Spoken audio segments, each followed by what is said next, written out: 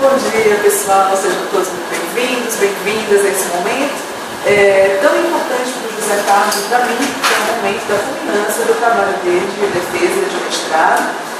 Nós temos aqui a banca. Muito obrigada pela presença de vocês, a professora Fábio Cunha e a professora André Soares, todas da UFC, para que possam avaliar o trabalho. Então, obrigada pela disponibilidade, obrigada por estarem presentes aqui hoje e contribuírem um pouco com esse trabalho que a gente já vem desenvolvendo aí há 2 anos.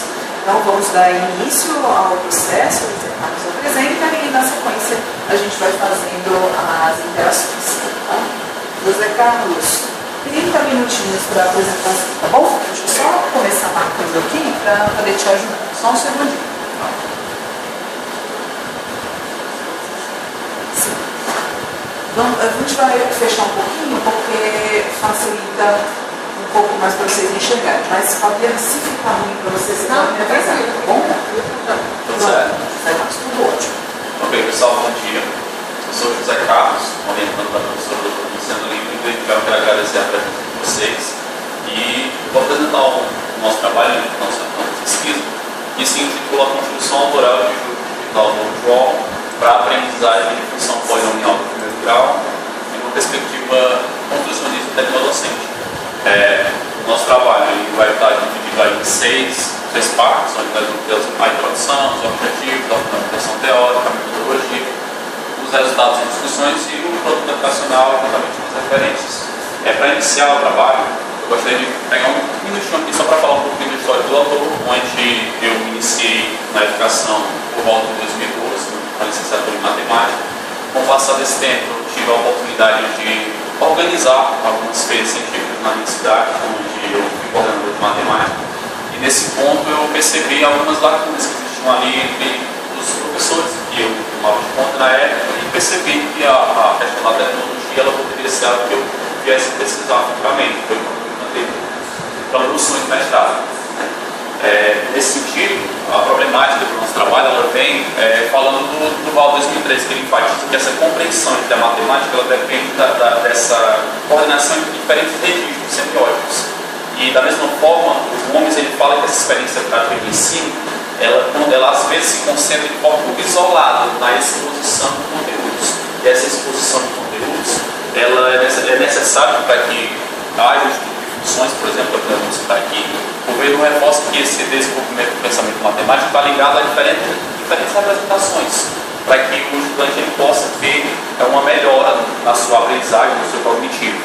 Pronto, Bocado Oliveira fala que essa aprendizagem de funções ela vai depender da mobilização de diversos registros que favoreça essa investigação, a experimentação, a reflexão, mas na frente a gente vai ver que a gente vai conseguir trazer isso nos meios, que são os materiais autorais e atividades educacionais. A justificativa do nosso trabalho, nós iremos utilizar a plataforma digital WorldWall. Esse WorldWall ele vem com uma ferramenta de gamificação que possibilita a integração entre a teoria e a prática e promove a interatividade entre os estudantes. Junto com tudo isso, nós temos aqui uma base teórica do construcionismo, onde o Papert vai dizer que o estudante precisa ensinar a máquina, não a máquina ensinar o estudante, onde ele tem que produzir algo ali tangível dentro do que ele está se propondo a fazer. E a tecnodocência, que é a integração entre as tecnologias e digitais da informação e comunicação e o docente. Tem que existir. Então, casando com tudo isso, nós convergimos com a BNCC, onde ela fala, dentro das 10 competências gerais da matemática, por exemplo, que existe necessidade de trabalhar com tecnologias em sala de aula, juntamente com os estudantes. Essa série de atividade ela é composta por fases, conforme Zabala cita, onde nós teremos aí a questão da introdução, desenvolvimento, a conclusão e vai permitir uma progressão. Não é eu pegar uma plataforma, um conteúdo e achar que isso vai resolver os problemas ou que eu vou investigar se eu não tiver ali uma sequência lógica que seja colocada. Então, por isso da sequencialidade. A pergunta principal que norteia o nosso trabalho é a seguinte: que forma uma produção de sequência didática fundamentada nos princípios do construcionismo e da tecnodocência, utilizando o desenvolvimento de meios em formato de jogo como o WorldWall, influencia o processo de aprendizagem dos conceitos algébricos e gráficos relacionados à função polinomial do primeiro grau por estudantes do primeiro ano do ensino médio.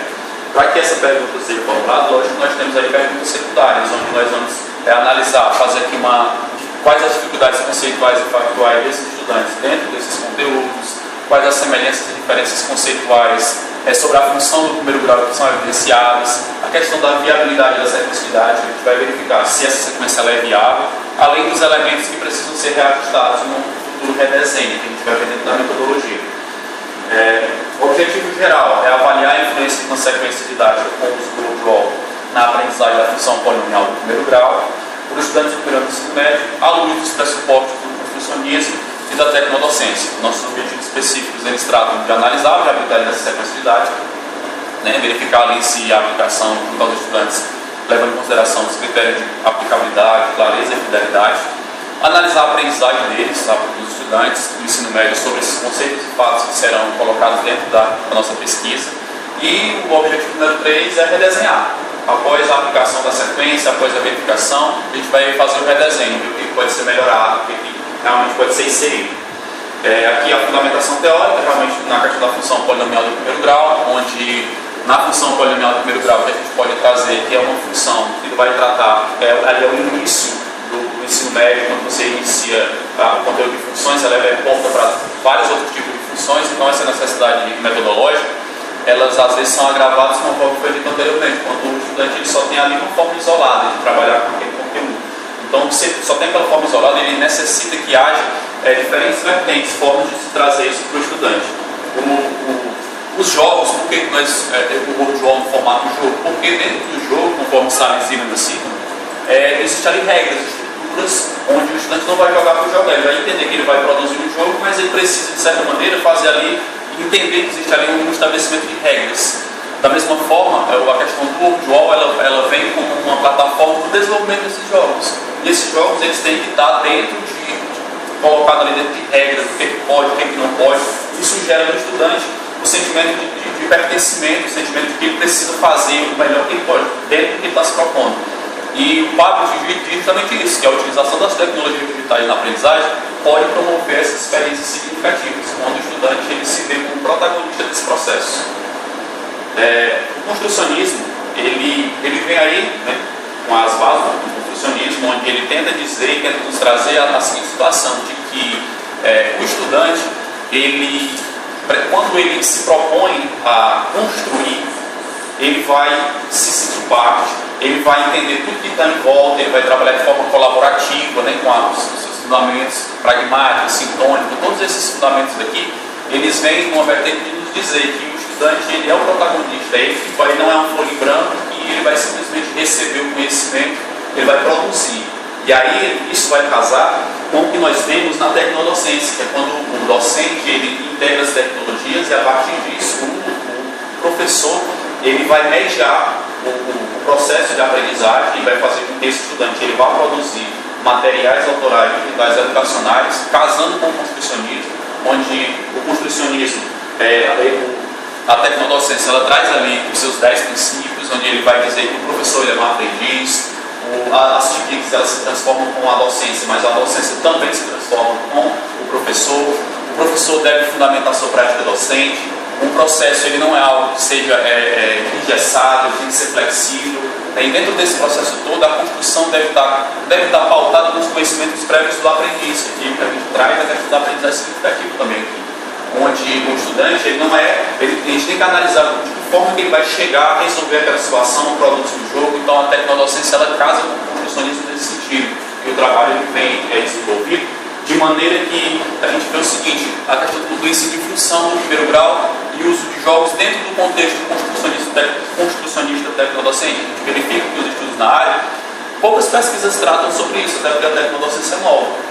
Quando a gente vai verificar, poucos pesquisas tratam sobre a função polinomial do primeiro grau com jogos digitais. Geralmente a gente encontra ali, a gente vai ver mais na frente, outras situações, mas não com o processo de aprendizagem sendo avaliado. Os jogos eles favorecem realmente esse engajamento, existe uma necessidade de investigação mais direcionada e a nossa pesquisa, a nossa metodologia, agora um pouquinho mais devagar para dar tempo, mas a nossa metodologia a gente vem com uma abordagem qualitativa, uma pesquisa de intervenção e exploratória. Estamos no chão de sala de aula, o professor, o pesquisador realmente tem uma atuação direta e para que essa metodologia, essa sequencialidade da nossa pesquisa seja colocada, nós utilizamos o ADBR, que é o Design Based Research, que é uma metodologia onde nós temos aqui 6 etapas da pesquisa. Nessas 6 etapas, a gente vai falar de cada uma delas, Nós temos na etapa número 1 a base científica, onde aqui nós estamos com a área de ciência e matemática, não é essa a área investigada. A base do ensino é o desenvolvimento da SD, que ela vai ser pautada no construcionismo e na tecnodocência, e a nossa base tecnológica é o artefato tecnológico UOL, que nós vamos utilizar. De toda forma, essa foi a etapa compreender, onde aqui na etapa compreender, o pesquisador ele vai procurar buscar ali a cronologia, né, que é a análise epistemológica e ontológica dos conteúdos que estão sendo ali pesquisados. No caso, a função, o construcionismo, a tecnodocência, o UOL, e buscar entender como é que se deu o processo de todos esses vertentes pesquisados, de que maneira que aconteceu a função polinomial do primeiro grau, como é que se deu a tecnodocência, o UOL, para entender e se inteirar da teoria, do que aconteceu, para que a gente possa fazer o nosso trabalho. Na etapa número 3, nós temos aqui, lógico, a apresentação dos termos de assentimento livre esclarecido, né, o TCLE, consentimento livre esclarecido, para os estudantes entenderem que isso aqui vai ter preceitos éticos, né, na pesquisa. Assim como a etapa intermediária, que a gente vai dividir os estudantes em grupo e vamos desenvolver os MEITs, que são os materiais autorais e educacionais, pautados na construção de jogos no UOL. Na etapa final, aí sim, nós vamos fazer a captação dos conhecimentos a posteriori, né, no questionário final, e dessa forma, a etapa 4 é onde nós vamos analisar aqui o órgão dos sujeitos, que a pesquisa foi realizada numa escola do Litoral Norte, aliás, no norte do Ceará, lá em Marte Nova, aqui no Pamucim. Foi realizado com 17 estudantes, a gente vai ver mais na frente que iniciou com 20, mas para que a gente possa, somente 17 responderam o questionário final. Então a gente considera a quantidade que realmente conseguiu estar em todas as etapas, conforme foi o trabalho. Aqui, a etapa 5, é a questão da avaliação, onde a gente vai fazer a análise da viabilidade da sequência de dados, que vai verificar o perfil dos estudantes no que diz respeito aos dados pessoais, aos dados tecnológicos e também aos conteúdos específicos de matemática que estão ali dentro da sequência de dados, no questionário inicial e no questionário final. A análise dos resultados de aprendizagem também, onde a gente vai analisar os conceitos e os fatos. E aqui o redesenho, que é uma parte que a DBR nos permite, né? A Design Based Research permite a gente fazer um desenho de uma sequência de dados e ao final nós avaliarmos quais foram os pontos que podem ser melhorados, a gente pode indicar alguma coisa que foi realmente no real, no chão de sala de aula aconteceu e que pode ser melhorado para uma investigação futura. E nesse sentido, os aspectos legais, conforme já foram citados, né, a gente seguiu toda a questão ética, onde os estudantes eles recebem códigos e os grupos também, para que a gente consiga encontrar uma maneira de os estudantes não serem expostos, né, e também a questão dos grupos, porque como foi citado, né, a gente começou com uma quantidade, mas infelizmente a gente não conseguiu concluir com todos. Aqui a questão da sequência didática, os resultados de discussão.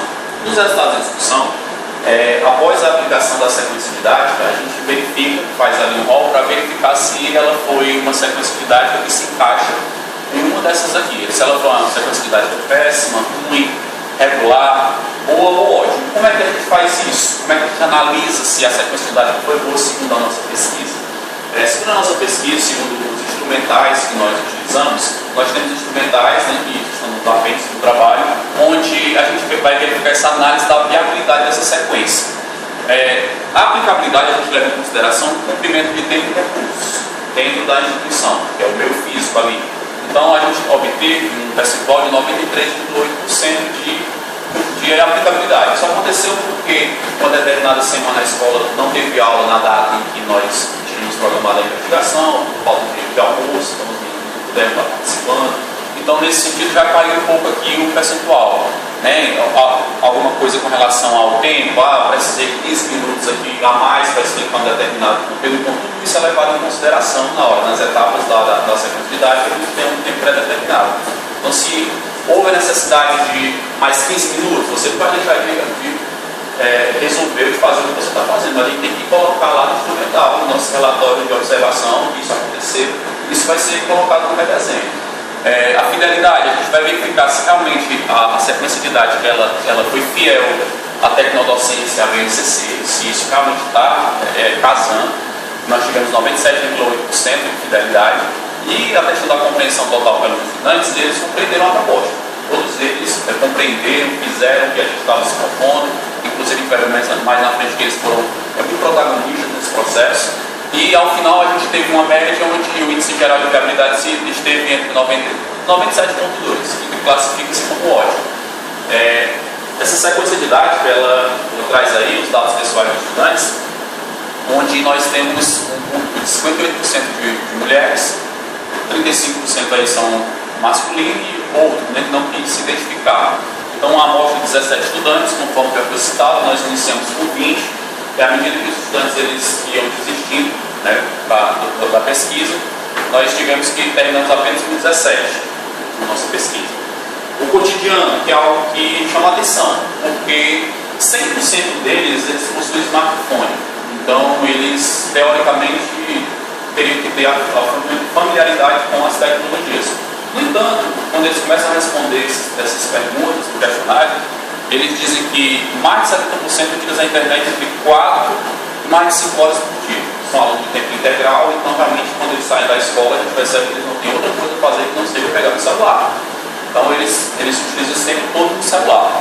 O foco deles é em redes sociais e consumo de entretenimento. A maioria, Facebook, Instagram, Netflix. E quando a gente faz a pergunta direcionada se eles usam essas tecnologias para meios pedagógicos, a gente vê uma contradição de aspas, né? Porque a gente vê que 82%, por exemplo, dizem que, aliás, 88,2% relatam baixa ou nenhuma familiaridade com o Wordwall, que é uma ferramenta conhecida.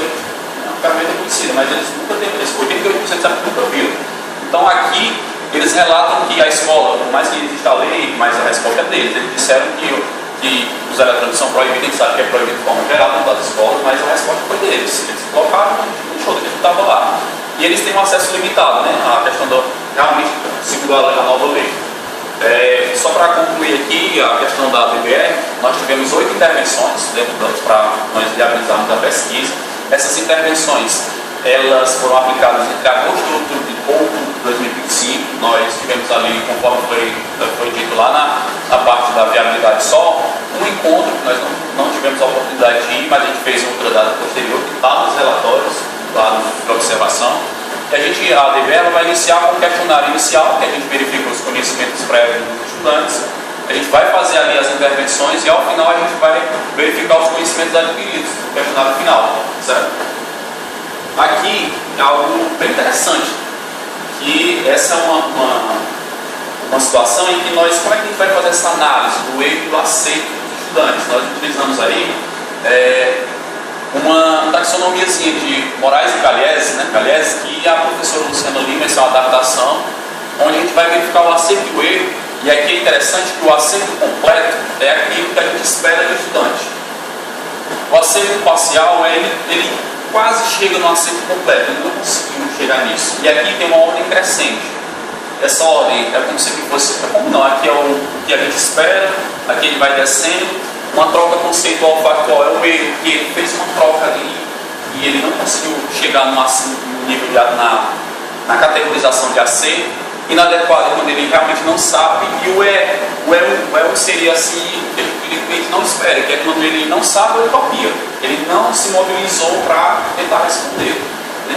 Da mesma forma, aqui a gente tem, após a gente, no questionário inicial, no questionário final, fazer essa classificação, né, das respostas, a gente vai fazer agora a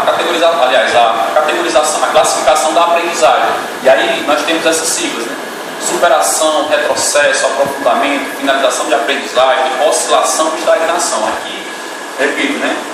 Essa é uma adaptação de Lima Loureiro, professor, onde o estudante ele vai ser considerado em superação quando ele conseguir sair de uma categoria que está abaixo para uma categoria que está acima.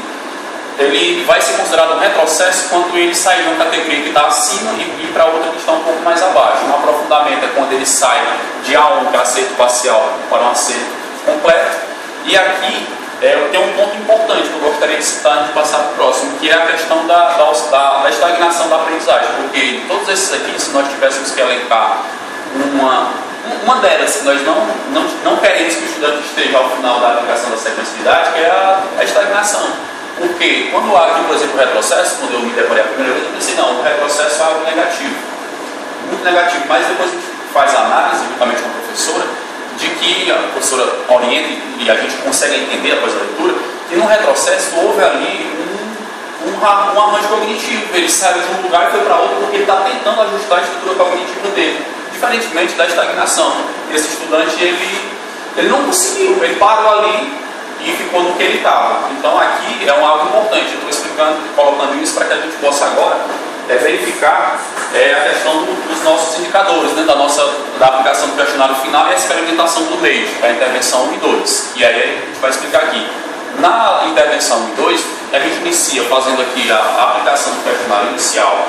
Esse questionário inicial, ele vai verificar ali, conforme já foi dito, os dados sonográficos, a questão específica. E nessa primeira e segunda intervenção há um momento que é super importante, eu acho que é um dos momentos mais interessantes do início da pesquisa, que a gente chama da experimentação, que é quando eles têm o primeiro contato com a plataforma. O professor, o docente, leva já o jogo pronto e eles vão jogar, né? Eles começam ali, acham legal, a gente vê aquele barulhinho deles começando ali com entusiasmo a fazer as considerações dele, que é o primeiro contato que eles têm com o audiólogo. E depois desse momento, né, a gente verifica no mapeamento inicial com o artefato digital que 62,5% também desses estudantes eles se encontravam em acerto parcial no conceito de função polinomial do primeiro grau, que aqui é uma questão aberta. Uma questão aberta onde eles vão escrever, vai ter alternativas, né, para eles estarem colocando. Já no fato 1, nós trabalhamos com o conceito de fato, no nosso trabalho, nós tivemos um percentual de acerto completo de 54,2% no que diz respeito à representação gráfica. O que é a função? Qual é a representação gráfica da função do primeiro grau? Então a gente vê que tem uma compreensão um pouco mais lógica disso.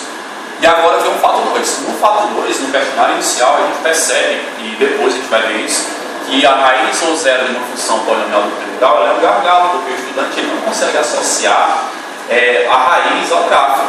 Existe essa dissociação, ele não consegue no gráfico identificar o que é a raiz. Ele imagina que seja o coeficiente A, ou ele associar qualquer outra coisa. Ele não tem essa ótica de verificar isso. Então realmente foi o fato 2, onde nós tivemos aí o maior percentual de erro. Nós tivemos 50% de estudantes dentro dessa categorização.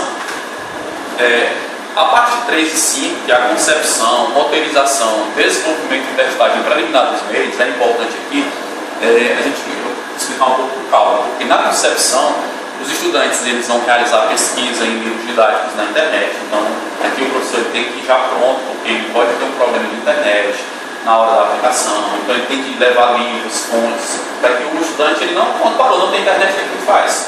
Então você tem que preparar o pesquisador. Depois a roteirização, os grupos eles vão construir esses conteúdos que serão inseridos no meio. Nesse ponto aqui, os estudantes eles vão querer replicar exatamente o que foi colocado na experimentação. Então nesse momento todos eles entram na plataforma, verificam qual é o melhor estilo de jogo, porque a plataforma móvel você vai ter vários tipos de jogos, vai ter a folga, vai ter questionário, vai ter abra-caixa. Então é deles esse momento. Eles vão estar verificando ali qual é o tipo de jogo que mais se encaixa com o que eles vão se propor a produzir. Isso é feito já em grupos, né?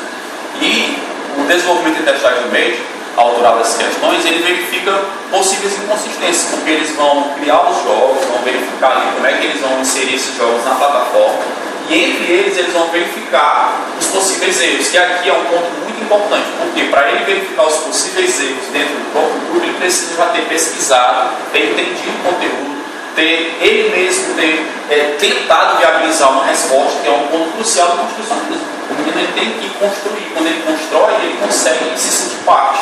Então, os meios, eles seguem essa cronologia da criação, do planejamento, da execução, da reflexão e da avaliação. Essa avaliação, ela é feita, quando ela é feita, né? Ela, lógico, nós vamos ter aí o processo da roteirização, onde eles vão ser figuras ativas, conforme já foi citado, a construção dos distratores, que é algo que eu já citei, que essa construção dos distratores eficazes nas alternativas, ela vai exigir muito dos meninos, porque eles vão querer, como é citado no trabalho, eles vão perguntar, professor, e eu posso pesquisar assim, então o pesquisador ele tem que estar muito atento, porque os estudantes eles têm a tendência de querer pesquisar em ChatGPT, de querer estar olhando na internet, então o pesquisador tem que estar muito atento, porque ele pode estar criando um vício na pesquisa dele, pode estar fazendo com que o estudante esteja criando uma questão que não é dele. Então a gente tem que ter clareza nisso, né? Que é um ponto que tem que ser bem revisto. E os produtos? Os produtos, eles ficam hospedados no workflow, né? Cada grupo, conforme está no trabalho, tem um link dado da sua tarefa que eles produziram. E esses produtos, eles são testados depois pelos outros grupos, porque eles verificam ali no próprio grupo, o grupo de 5 estudantes, está lá. O grupo mesmo verifica se não tem alguma inconsistência, anota, e depois que eles julgam que não tem, a gente faz um rodízio, uma espécie de competição entre os estudantes, onde eles vão verificar. E aí é importante porque nos relatórios, inclusive, a gente tem um ponto que o aluno diz assim, mas o mês do grupo tal, eu achei o nível um pouco mais baixo. Ele cita lá, ele diz que o nível estava, ele já está sabendo, ele diz que o nível estava baixo. Outro diz, ó, a alternativa C do grupo X, eu achei que ela não está condizente com o que a gente está fazendo. Ele diz aquilo lá. Ele consegue vislumbrar e ver coisas que eu acredito, uma pesquisa de uma opinião particular, que às vezes o professor, repassando o conteúdo, ele não presta tanta atenção, mas quando ele produz, né, segundo isso, é uma inferência que eu faço. Então, nesse sentido, o formato do jogo ele fica assim: é o World Wall, essa é a tela de um dos jogos, um formato interativo, um formato caixa, no caso lá o World Wall, né, o quiz. Aqui os estudantes eles vão formular a pergunta e os distratores, e esses distratores têm que estar de acordo com o que eles colocam. E aí essa elaboração das alternativas, né, que elas vai ter que ter as corretas e as incorretas, então ela vai aparecer desse jeito para eles. Dando continuidade, após essa aplicação, eles relataram uma superação total, quase total das dificuldades ao fazer isso, que são as intervenções 107, e 83% afirmam terem aprendido muito ou quase muito.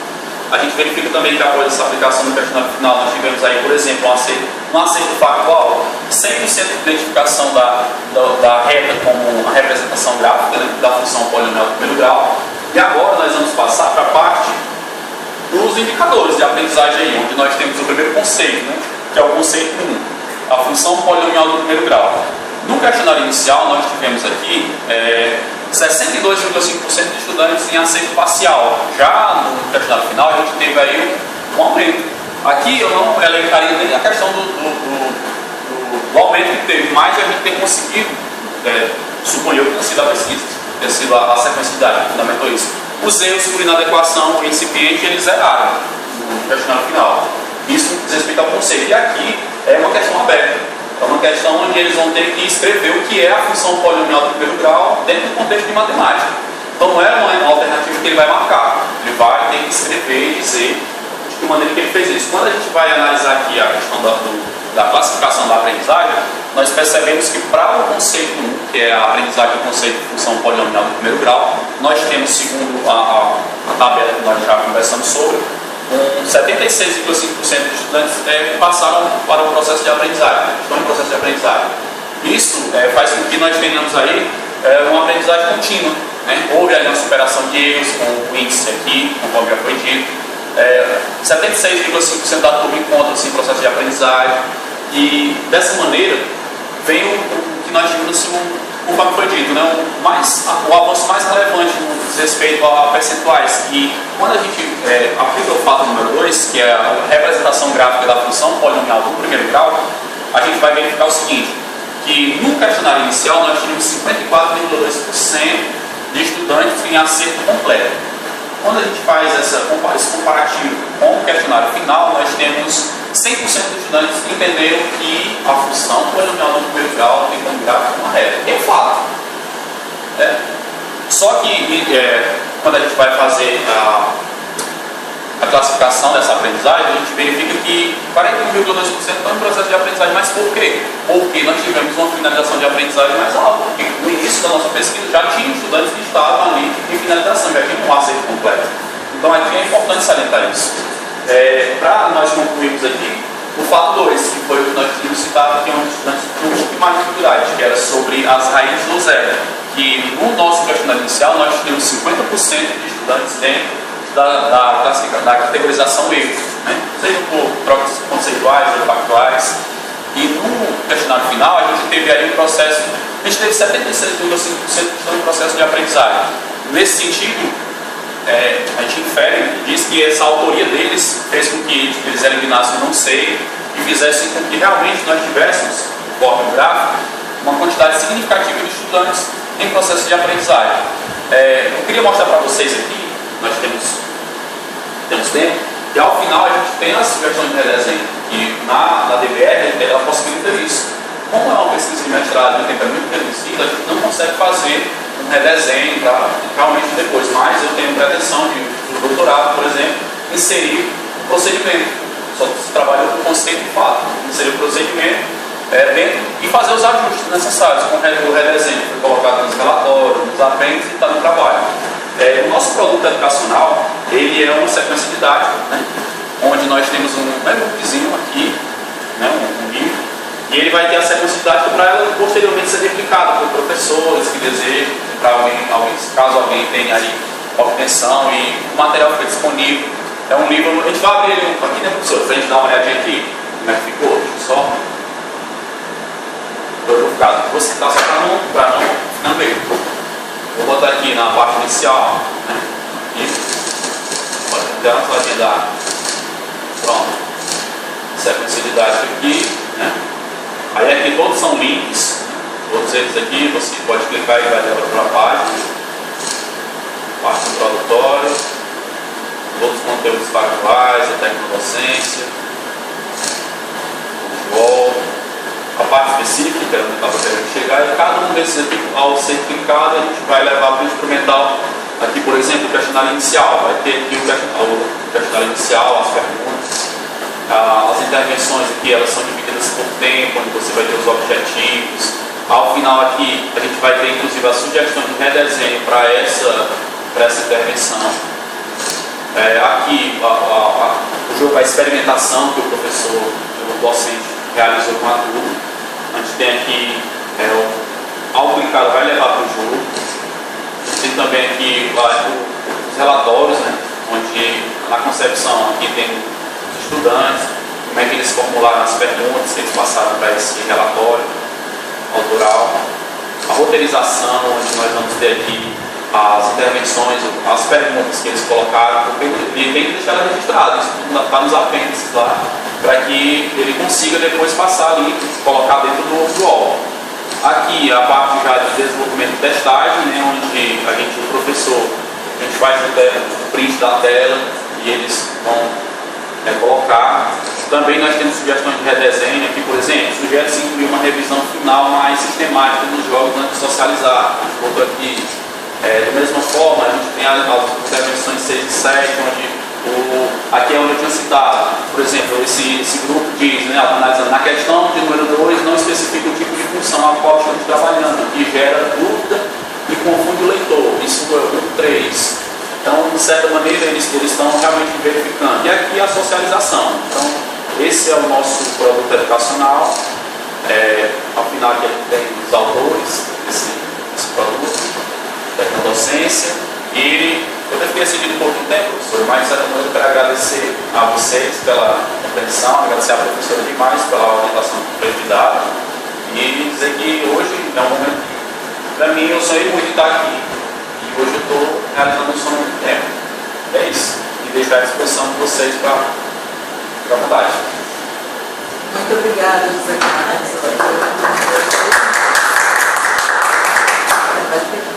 Vocês preferem ficar com a luz assim mais apagada ou assim? Assim, eu também. Perguntar só um pause, galera. Então, vamos dar prosseguimento, né, à defesa.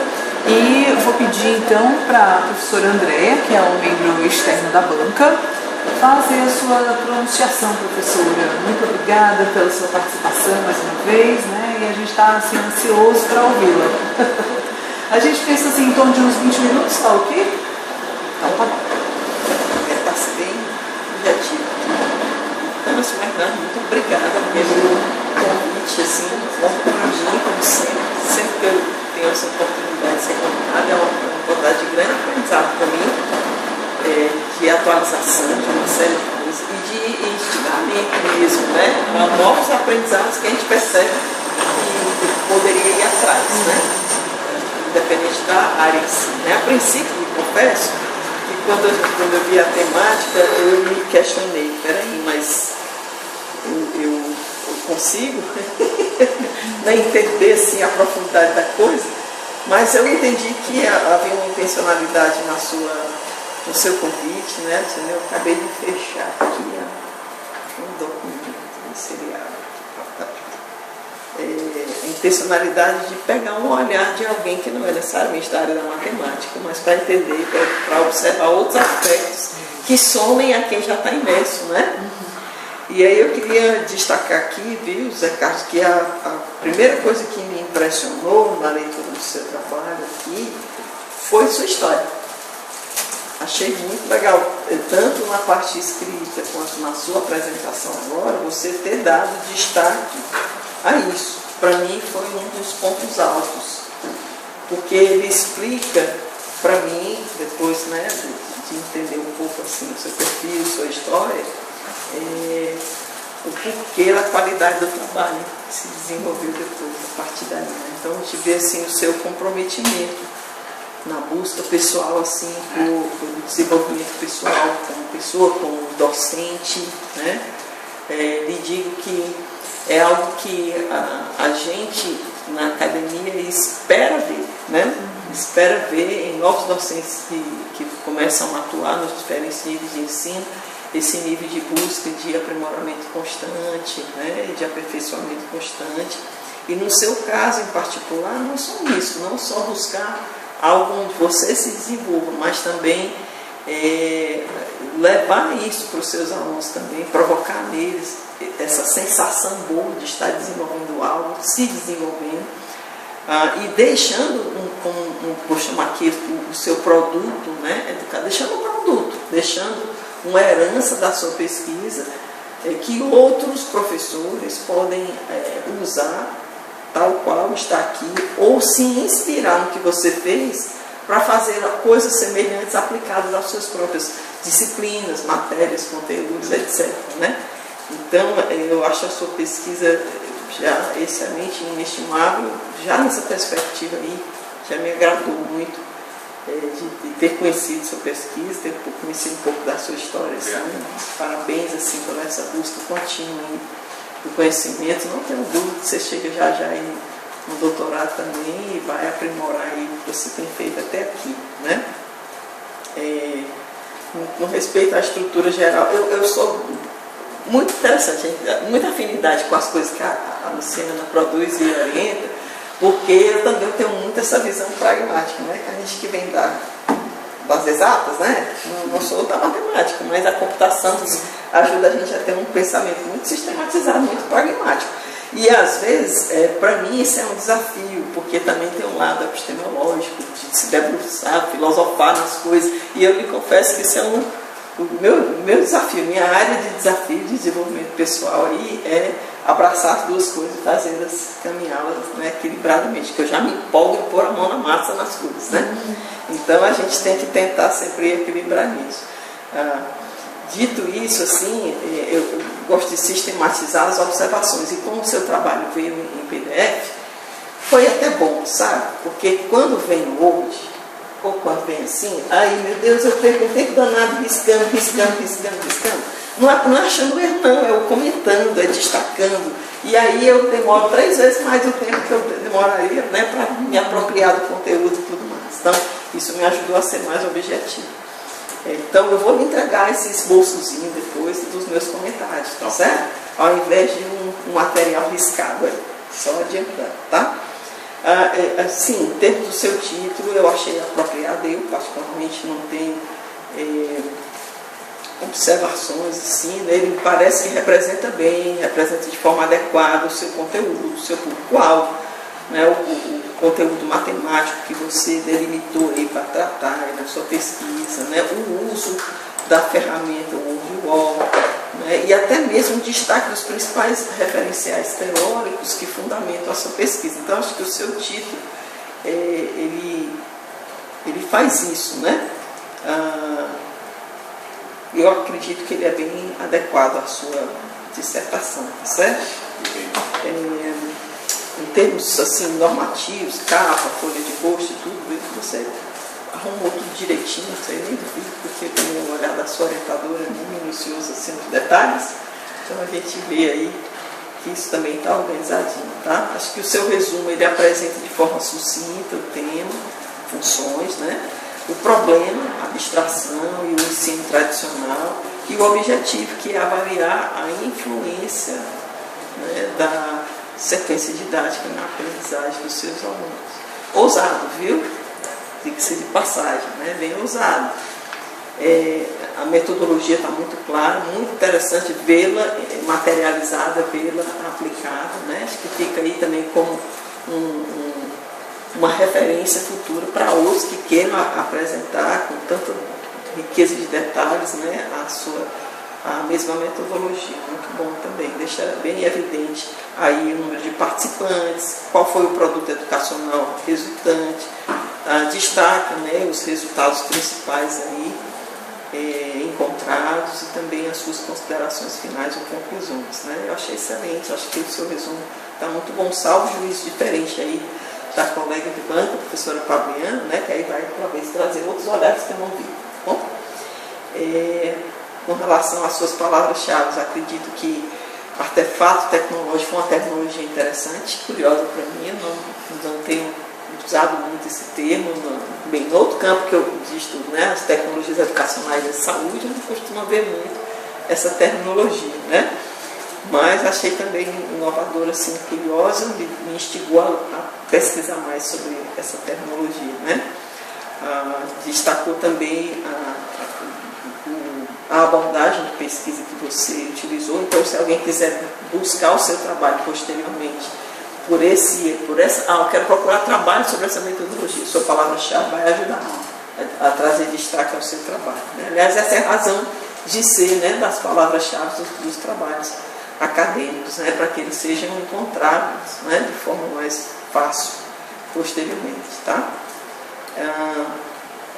A sua introdução eu já enfatizei aqui, achei excelente, você contextualiza, né, o ensino da função afim, articula a sua trajetória pessoal, achei muito rica, já disse isso, essa parte, com as dificuldades de aprendizagem, destaca o potencial, né, das TICs, e menciona também a importância da coordenação de registros de representação, né? Isso, você, semiótica, né? Você traz esses destaques ali. Aliás, eu queria deixar aqui, antes que eu me esqueça, porque eu não sei se eu anotei, eu gostei muito da riqueza da representação da informação que você usou na sua dissertação. Ou seja, você usou quadros, você usou fluxos, você usou figuras, né? Você usou tabelas, tudo isso com muita propriedade, com qualidade gráfica, né? com assim, riquezas de detalhes, né?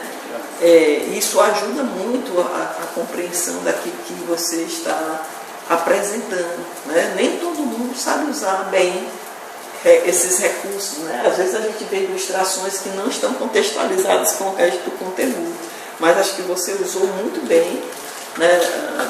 Eu não vou dizer que você abusou, você usou bem, né? Aproveitou bem esse recurso aí. Eu gosto muito de aprender graficamente, então eu sou meio suspeito para falar, mas tem certas coisas que uma figura fala mais do que 10 parágrafos, né?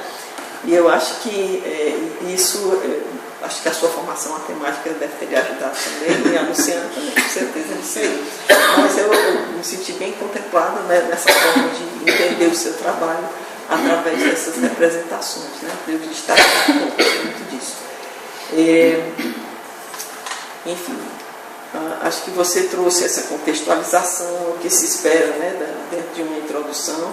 Achei que o texto flui bem entre o histórico, o seu histórico e o objeto de estudo. Eu acho que fez sentido você trazer a sua história, né, para contextualizar o que aquele problema lhe chamou a atenção, tá? A sua problematização, eu percebi que ela emergiu da dificuldade dos estudantes em articular as representações algébricas e geométricas, né, limitando a compreensão de coeficientes e raízes. Sinceramente, se eu fosse pegar essas coisas agora, acho que eu não saberia mais que isso aqui, né? E nem sei se aprendi com essa profundidade que você ensinou aos seus alunos, para falar ser bem autêntico aqui na minha observação, tá certo? Também eu não teria particularmente... Eu pensava a mesma coisa. Oi? Eu fiquei pensando a mesma coisa. Eu acho que eu não aprendi assim, não. Eu acho que eu entendi depois, só assim, né? Muito bem. Aplicando depois, né? Você ainda ficou aplicando, mas eu não. Eu acho que a gente aprende depois, assim, né? Com a vida que a gente vai aplicando Isso, depois, né? que Vai reforçando a vai usando coisa. as ciências, né? Então, acho que a Isso, gente vai entender depois. isso mesmo. Então acho que você fez algo bastante interessante também nisso tudo, né?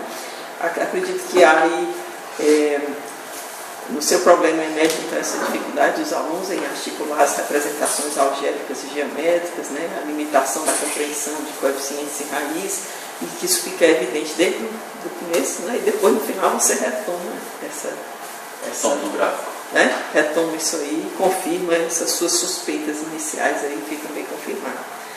Também não tenho recomendações sobre isso, tá?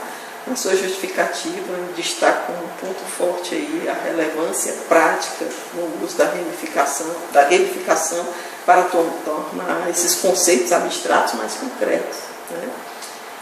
Baseando-se aí no construcionismo para promover o protagonismo do discente, né? Eu acho que cumpre bem o seu papel, né? Esse parte do seu texto. Mas você poderia talvez detalhar um pouco mais como a autoria discente, não apenas o uso do jogo, impacta a formação acadêmica em nível, né, nesse nível que você abordou, aplicou, tá certo? Por que eu vou falar isso? Eu já tenho conversado com o senhor em outras ocasiões, né, que eu assim, também sou encantada com a tecnodocência, com o construcionismo, faço experimentações nesse sentido, mas eu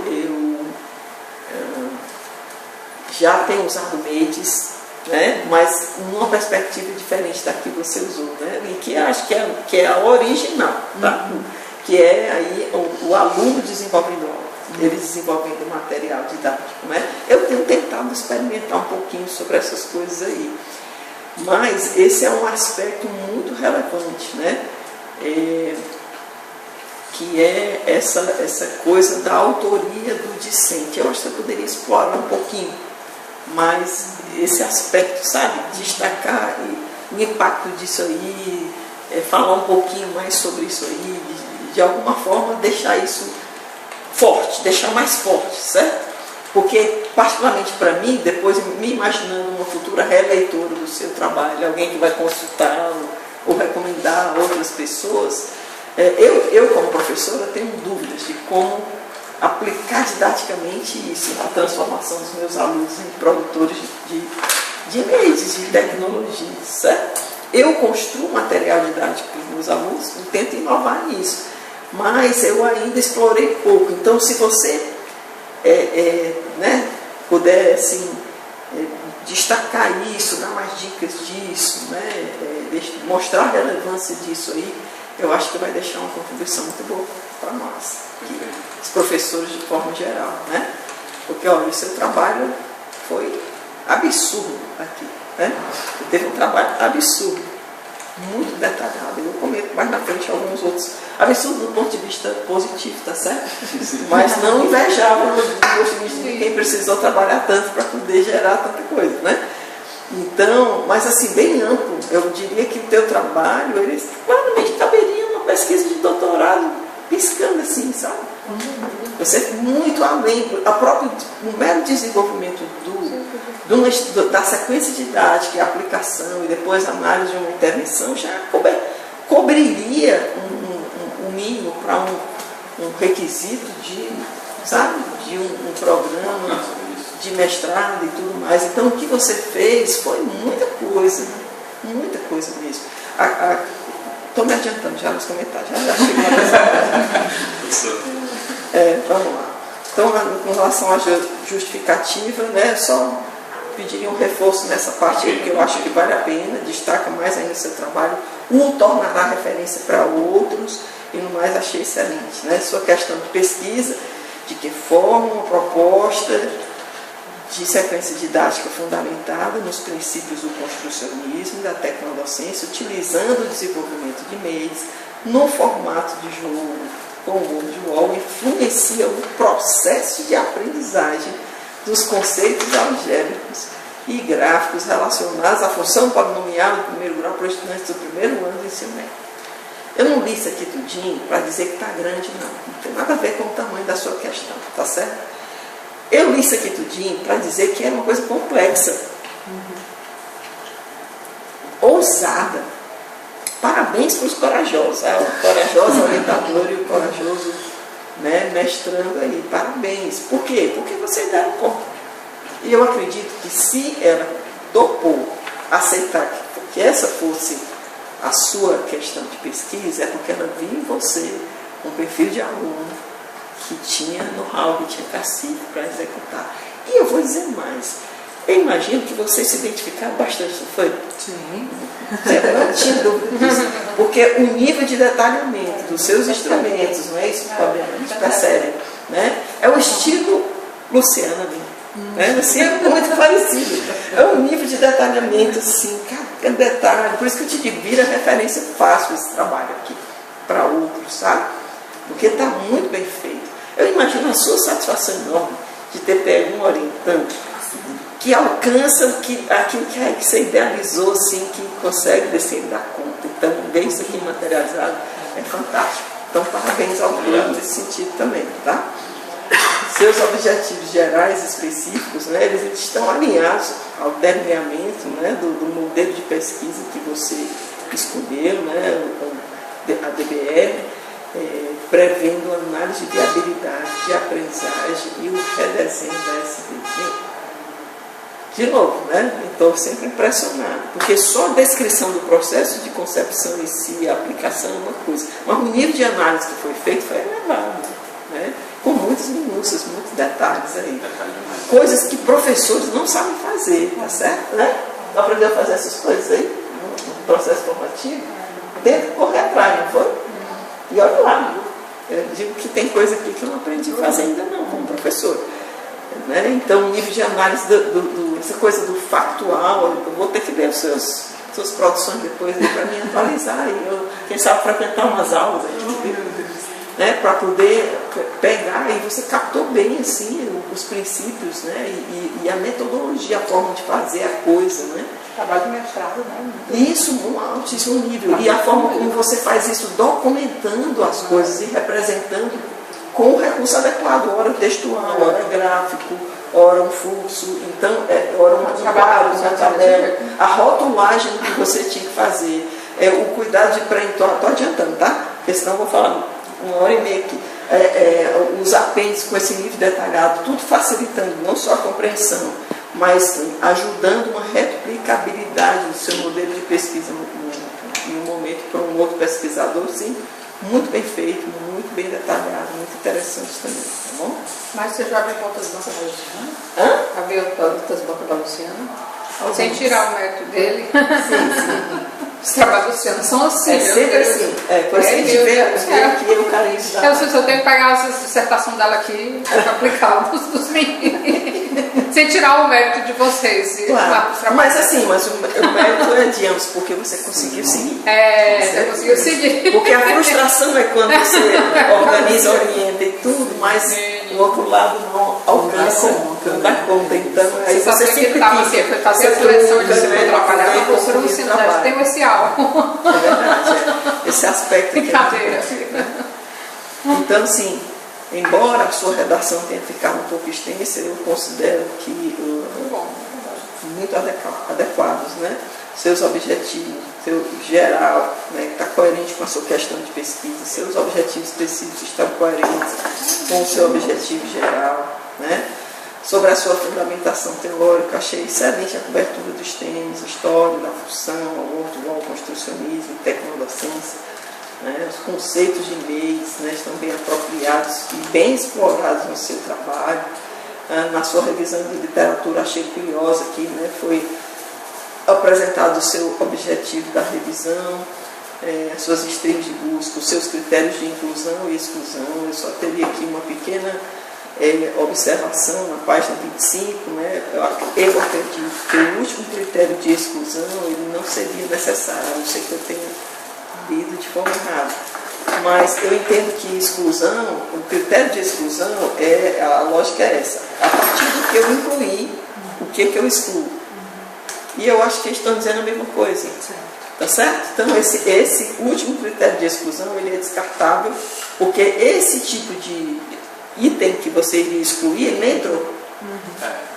Tá certo? Então, a página 30 também, aí tem um parágrafo incompleto. Olha, isso só escapou essa porque eu não me detive nesses detalhes. Mas sempre é de bom tom, ao final, quando você tiver a versão definitiva do seu trabalho, você passar por um revisor de português, mesmo tendo alta qualidade, ter um olhar também da sua orientadora, mas a gente lê tanto que segue a gente, né? Então, uma coisa ou outra escapa e o seu trabalho vai para um repositório institucional. Eu tenho absoluta certeza que se tornará referência para outros trabalhos. Então, é importante você caprichar também nessa parte, tá certo? Para não escapar nada. Eu vi que você, assim, achei curiosa e queria lhe perguntar. Normalmente a gente vê nessa revisão aqui, né, de literatura, alguns fazem uma revisão integrativa, estabelecem de antemão algumas bases virtuais, aí então aplica toda aquela estratégia sistematizada que a gente sabe. Eu vi que você entrou aqui o que a Sala da Ciência da Informação chama de literatura cinzenta também, né? Você foi bem intencional em pegar repositórios de teses e dissertações, algumas fontes de periódicos específicos, né? Eu só não me lembro de ter visto bem especificamente por que você justificou, como você justificou, ou se justificou, o porquê dessa escolha metodológica da sua revisão de literatura. Não que está ruim, não que está errado, absolutamente. Só fiquei curiosa, né? Porque às vezes a gente está acostumado a estudos de revisão, e aí era a base A, B e C, mas você fez uma mescla aqui interessante. E você foi muito específico, foi revista fulano de tal. Então, assim, qual foi o critério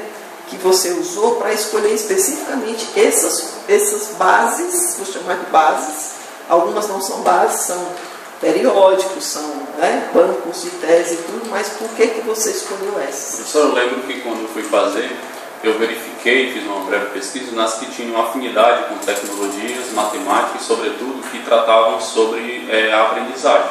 Você vai ver que, inclusive, nas strings de busca, né, nos critérios, eu coloco lá que eu necessitava disso, que tivesse sido aplicado na educação básica. Então, quando eu fui verificar, existiam lá na internet já alguns repositórios que trabalhavam já com isso, na questão das revistas, que eu já tinha já a noção de que trabalhavam com temas relacionados à matemática e, sobretudo, à tecnologia. Então, foi nesse sentido, esses repositórios, para que também não pegasse, não desmerecendo qualquer trabalho vindo ali do Google acadêmico, por exemplo, e colocasse ali para preencher uma revisão, porque eu precisava dela. Entendeu? Então, foi por isso que eu tive, eu vou dizer que foi um cuidado de verificar isso, né? Embora eu não tenha noção se isso foi você vê de forma positiva ou negativa, mas quando fui fazer, eu tive essa atenção para que eu não viesse a pegar trabalhos que fossem simplesmente para eu colocar. Então, nesse sentido, foi por isso, esses repositórios. Não, assim, não vejo nem hipótese necessariamente negativa ou positiva, mas acho que faltou só você deixar claro assim, o porquê da sua explicação, né? Por que você foi por esse caminho, tá bom? Eu achei muito interessante, porque o que a gente vê? Quando numa revisão de literatura, estou me extrapolando muito de tempo, só me diz qual é o tempo que me falta para eu otimizar aqui. Aqui estão 8 minutos. Faltam 8 minutos? Isso. Tá pouco. Mas isso aqui eu acho que é importante destacar. O que a gente vê normalmente? Na revisão de literatura, alguns já escolhem uma revisão integrativa e sistematizam, porque ela tem um guidelinezinho, né, bem normatizado e tudo. Outros, por não ter seguido isso, por ter pego uma coisa daquilo, dali, do seu interesse, já jogam aqui como uma revisão narrativa, porque tem uma amplitude, uma flexibilidade, e não é tão sistematizada quanto outros tipos de revisão. Eu acho que você fez o meio termo, né? Foi uma revisão narrativa, mas muito metodologicamente organizada, né? Se eu fosse nomear, eu diria que era narrativa, porque não, né? Sim. Por conta da escolha das bases, porque você não sistematizou a etapa 1, a etapa 2 e tudo. Então não é uma revisão sistemática, é mais uma revisão narrativa, se fosse nomear. Porém, você foi extremamente metódico, organizado, né, para uma revisão narrativa. Foi muito perfeito nesse sentido, entendeu? você usou os termos, você fez assistente de busca, você fez todos o que a outra faz, só que a diferença foi aí, que não seguia essa sistemática. Então não está mal feito nem nada, está só esse detalhezinho dessa observação da justificativa aí, eu recomendaria. Delineamento da pesquisa, a DBR, né? Então foi representadas graficamente, explicadas metodológicas, aplicadas na prática, né? Seguindo toda essa harmonização entre o prometido e o realizado, né? O explicado antes ajuda a gente a entender o que foi feito, como foi feito, então ajuda a replicação futura por outros pesquisadores, parabéns por isso aí. A caracterização dos sujeitos à sua pesquisa, toda essa parte metodológica muitíssimo bem feita, tá certo? O texto eu não vi aqui, não sei se me passou, ele não detalha somente o perfil dos estudantes, mas também ele descreve minuciosamente a infraestrutura da escola que você usou, né? Os espaços físicos, os laboratórios, e eu acredito que, gente, isso aqui é uma aula, né, de como fazer, sabe por quê? Porque a descrição, a análise desses espaços, elas são aspectos fundamentais para explicar ou para justificar as definições metodológicas da sua pesquisa, né? Por exemplo, eu extraí aqui uma parte onde você fala aqui que a grande maioria, 82,4%, relatou que o uso dos aparelhos eletrônicos não é permitido na escola. Então, isso por si só já justifica a realização das atividades propostas na sequência didática no laboratório de informática. E o fato de ser execuível a sequência didática é porque você conheceu, explorou especificamente a estrutura do laboratório. Então, muitas vezes a gente lê alguns trabalhos onde já joga a sequência didática tudo, sem mostrar que houve essa análise prévia. Isso é muito importante, porque outra pessoa, ao tentar replicar isso que você criou, a sua sequência didática, ela vai se ater, que ela precisa observar a realidade lá da escola dela. Porque se a realidade for outra, for aqui em Fortaleza, com outro universo, eu não conheço, eu estou meio que me adiantando ao julgamento, a um pré-julgamento, que eu não sei se está certo.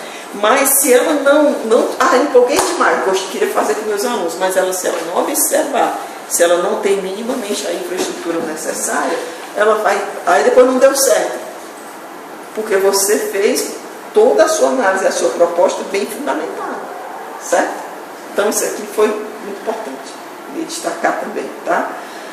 Nossa, os instrumentos de coleta, que volume de ações, de passos, de dados a serem trabalhados, eu não sei se isso aqui somado mestrado, doutorado, se ia dar conta, que coisa impressionante. Você tem família para cuidar? Tem a esposa, está vendo? Parabéns. Parabéns. Sem dúvida, o seu apoio foi fundamental, né? Como é que você conseguiu isso aqui? Você estava na ativa dando aula durante esse tempo? 200 horas. Que foi isso que você conseguiu? Pois uma máquina, né, de produção. Impressionante. Impressionante. É por essas e outras que eu digo aqui. Olha, uma coisa é aplicar um monte de instrumento. Beleza, qualquer um faz. Analisar com o nível de critério, com a rotulagem de explicação, isso significa aquilo, aplicando o método que você desenvolveu, fantástico. Isso aqui não é mestrado, não. Isso aqui é um trabalho de doutorado. Tem um doutorado. Não sei o que você vai inventar agora no seu doutorado para complementar isso aqui, mas fora o procedimento. Fora de série, tá certo? Então, vou pular aqui, faço umas anotações aqui, mas eu mando para você, mas eu vi adiante que eu não fui para a minúcia se tem alguma coisinha ou outra, não, essa visão geral da coisa, né? Mas olha aí, questionário inicial, questionário final, relatório de observação, o roteiro do MED, relatório do MED, questionário de autoavaliação, gente, é muita coisa. Tá? As dinâmicas, eu fui aqui uma análisezinha da sua coleta de dados, tá? Então é muita coisa interessante aqui. Diagnóstico, experimentação, produção autoral, avaliação e socialização e a verificação final, é muita coisa que está feita aqui. Nos seus aspectos éticos, você menciona os aspectos legais típicos, menciona a normativa, menciona a legislação. O que eu não vi aqui, e tem as duas coisas principais que eu deixaria como contribuição, enfim, foi excelente, tá? Em termos de viabilidade, né? Fidelidade ao desenho da DBR como método de pesquisa, mas poderia ser enriquecida com camadas mais profundas de subjetividade, por exemplo. Mas também não vou nem falar não, porque foi coisa demais, deixa isso aqui. Deixa uma observação, quem sabe, para o doutorado, vai ficar a anotação aqui do doutorado, tá? Mas o que é importante dizer aqui é que você mencionou os aspectos éticos e garantiu que seria aplicado após a aprovação pelo Comitê de Ética. Mas duas coisinhas que eu acho que você tem que dar uma revisada aqui. Primeiro, os verbos precisam ser revisados, porque tem coisa aqui do futuro e é para ser do passado, porque já foi feito. E a outra coisa que você omitiu aqui, o número ou o código de aprovação pelo CEP, que eu imagino que passou, mas não está explícito aqui, tá? Então trazer para cá, foi aprovado, porque você só pôs a promessa.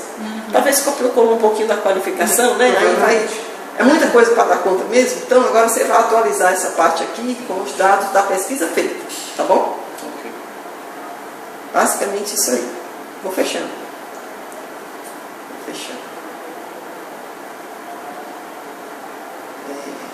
Análise de discussão, já falei tudo que eu tinha. Tem mais coisa anotada, mas, nossa, deixa só eu. Tô pasmo, tá certo? Aqui anotado. Seu produto, muito interessante, né? Muito interessante. E eu estou encantada aqui, não só porque você entregou um produto em formato digital, um conteúdo digital, né? A sua sequência didática em conteúdo digital, com todos os links e tudo mais, mas fiquei encantada com o repositório do Tecnodocência, né? Temos muito a conversar sobre isso. Que bom. Né? Sobre a preservação digital daquilo que vocês têm feito.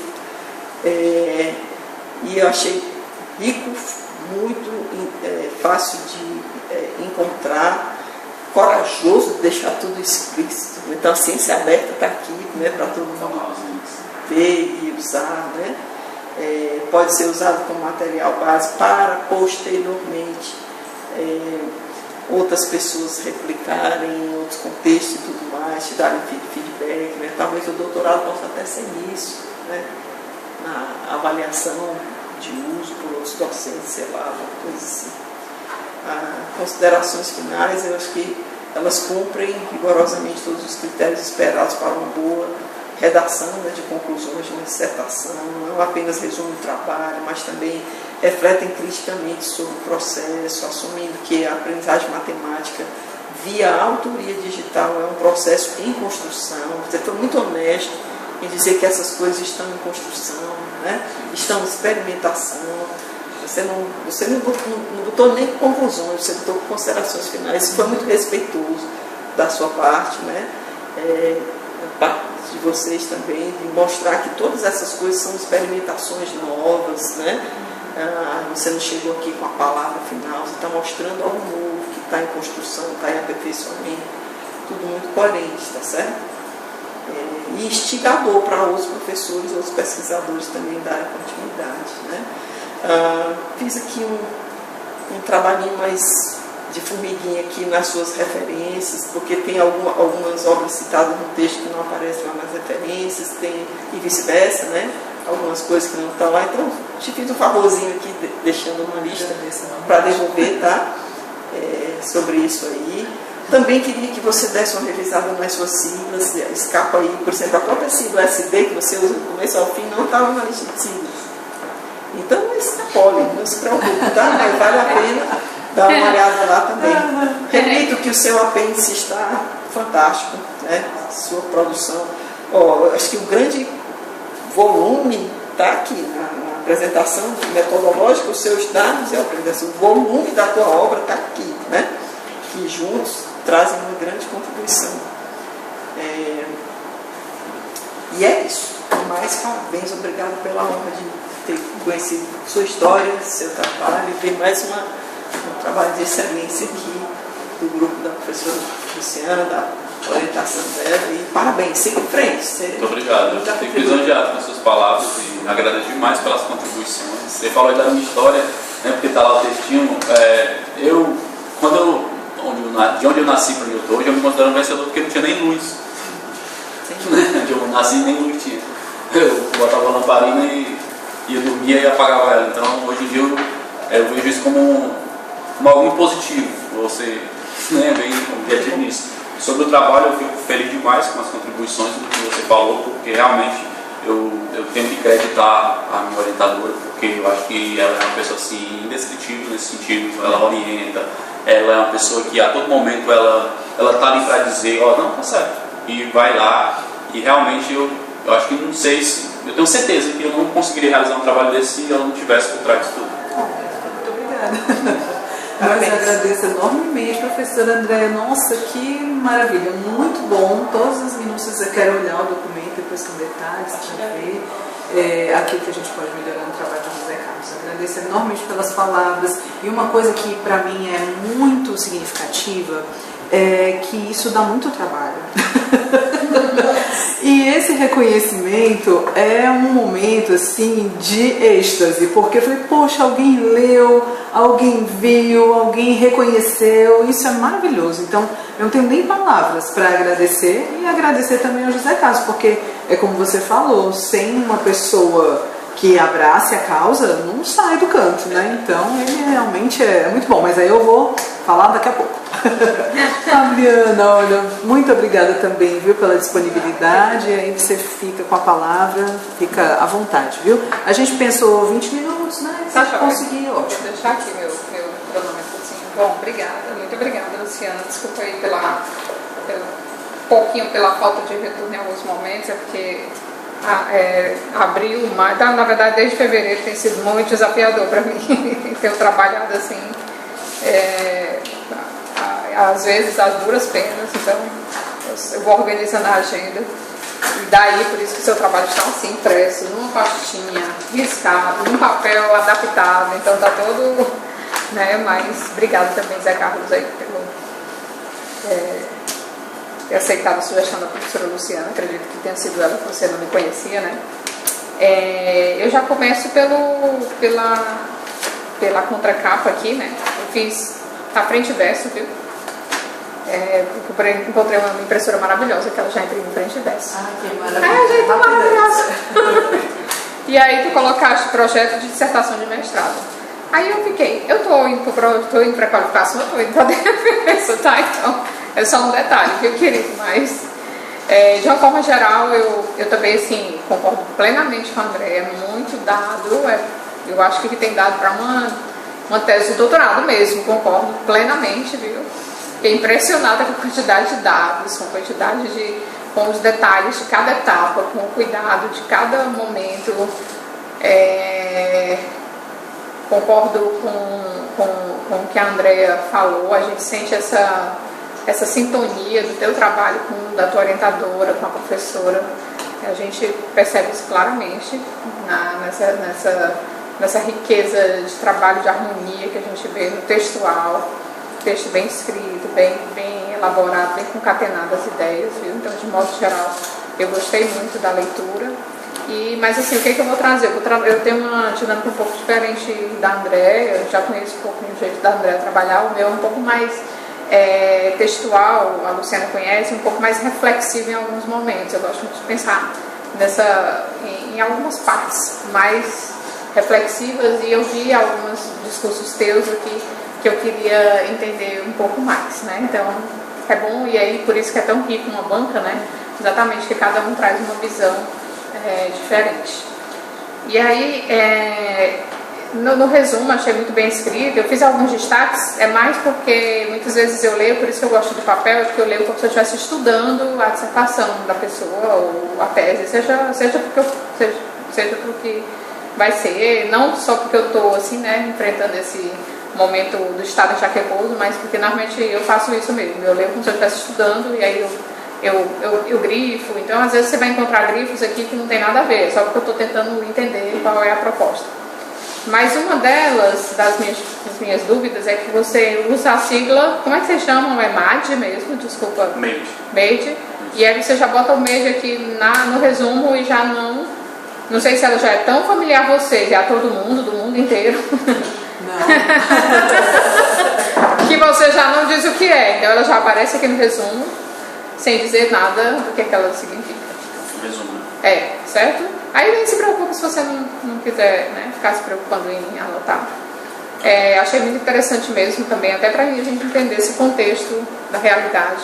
Enriquece muito o trabalho quando você conta um pouco dessa, digamos, a motivação, né? E eu acho que a Andrea foi muito feliz quando ela começou mostrando isso, porque parece que isso brilha mais os olhos, a importância do trabalho ganha, né? Assim, ganha ainda mais importância quando a gente conhece a tua história.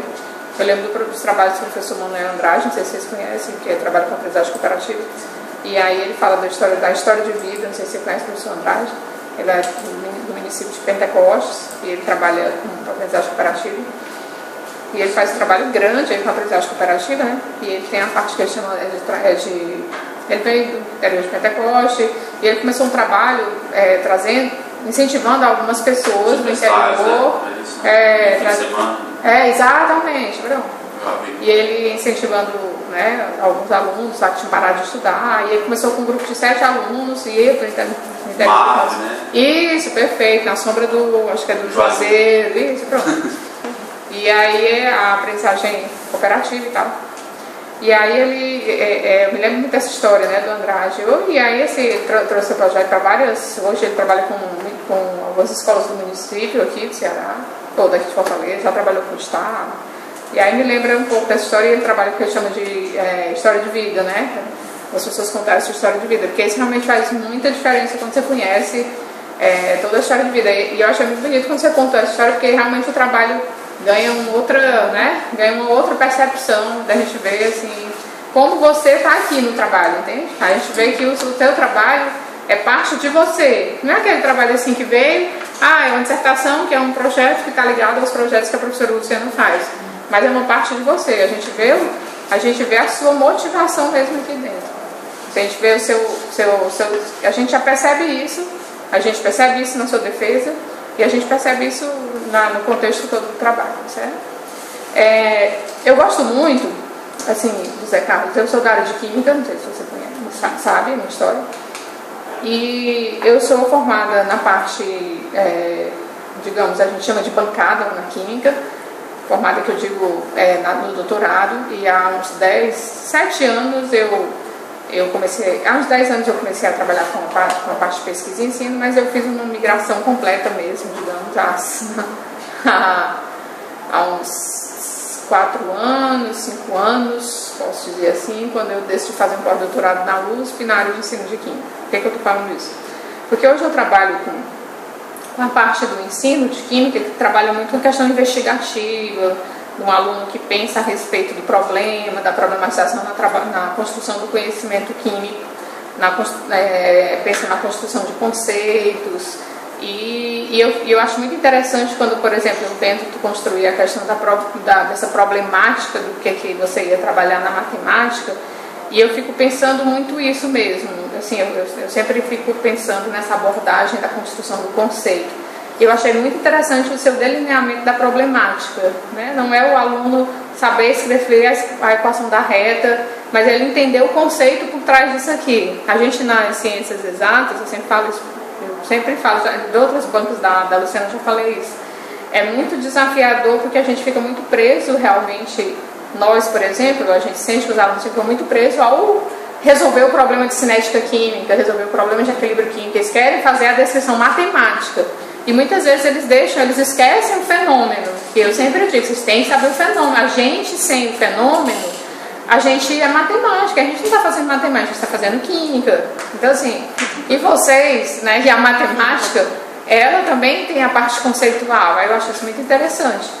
E até vocês passam por esse problema, né, digamos, do aluno se deter no simbólico, eu não sei como é que vocês chamam, eu tentei entender aqui um pouco como é que vocês chamam esse grafo, a parte gráfica, simbólica. A gente chama isso de simbólico, né? Digamos, é uma representação simbólica para a gente de alguma forma. A geométrica, a parte matemática para a gente é uma parte simbólica. Tem um autor que chama simbólico, macroscópico, microscópico, que é o John Stone.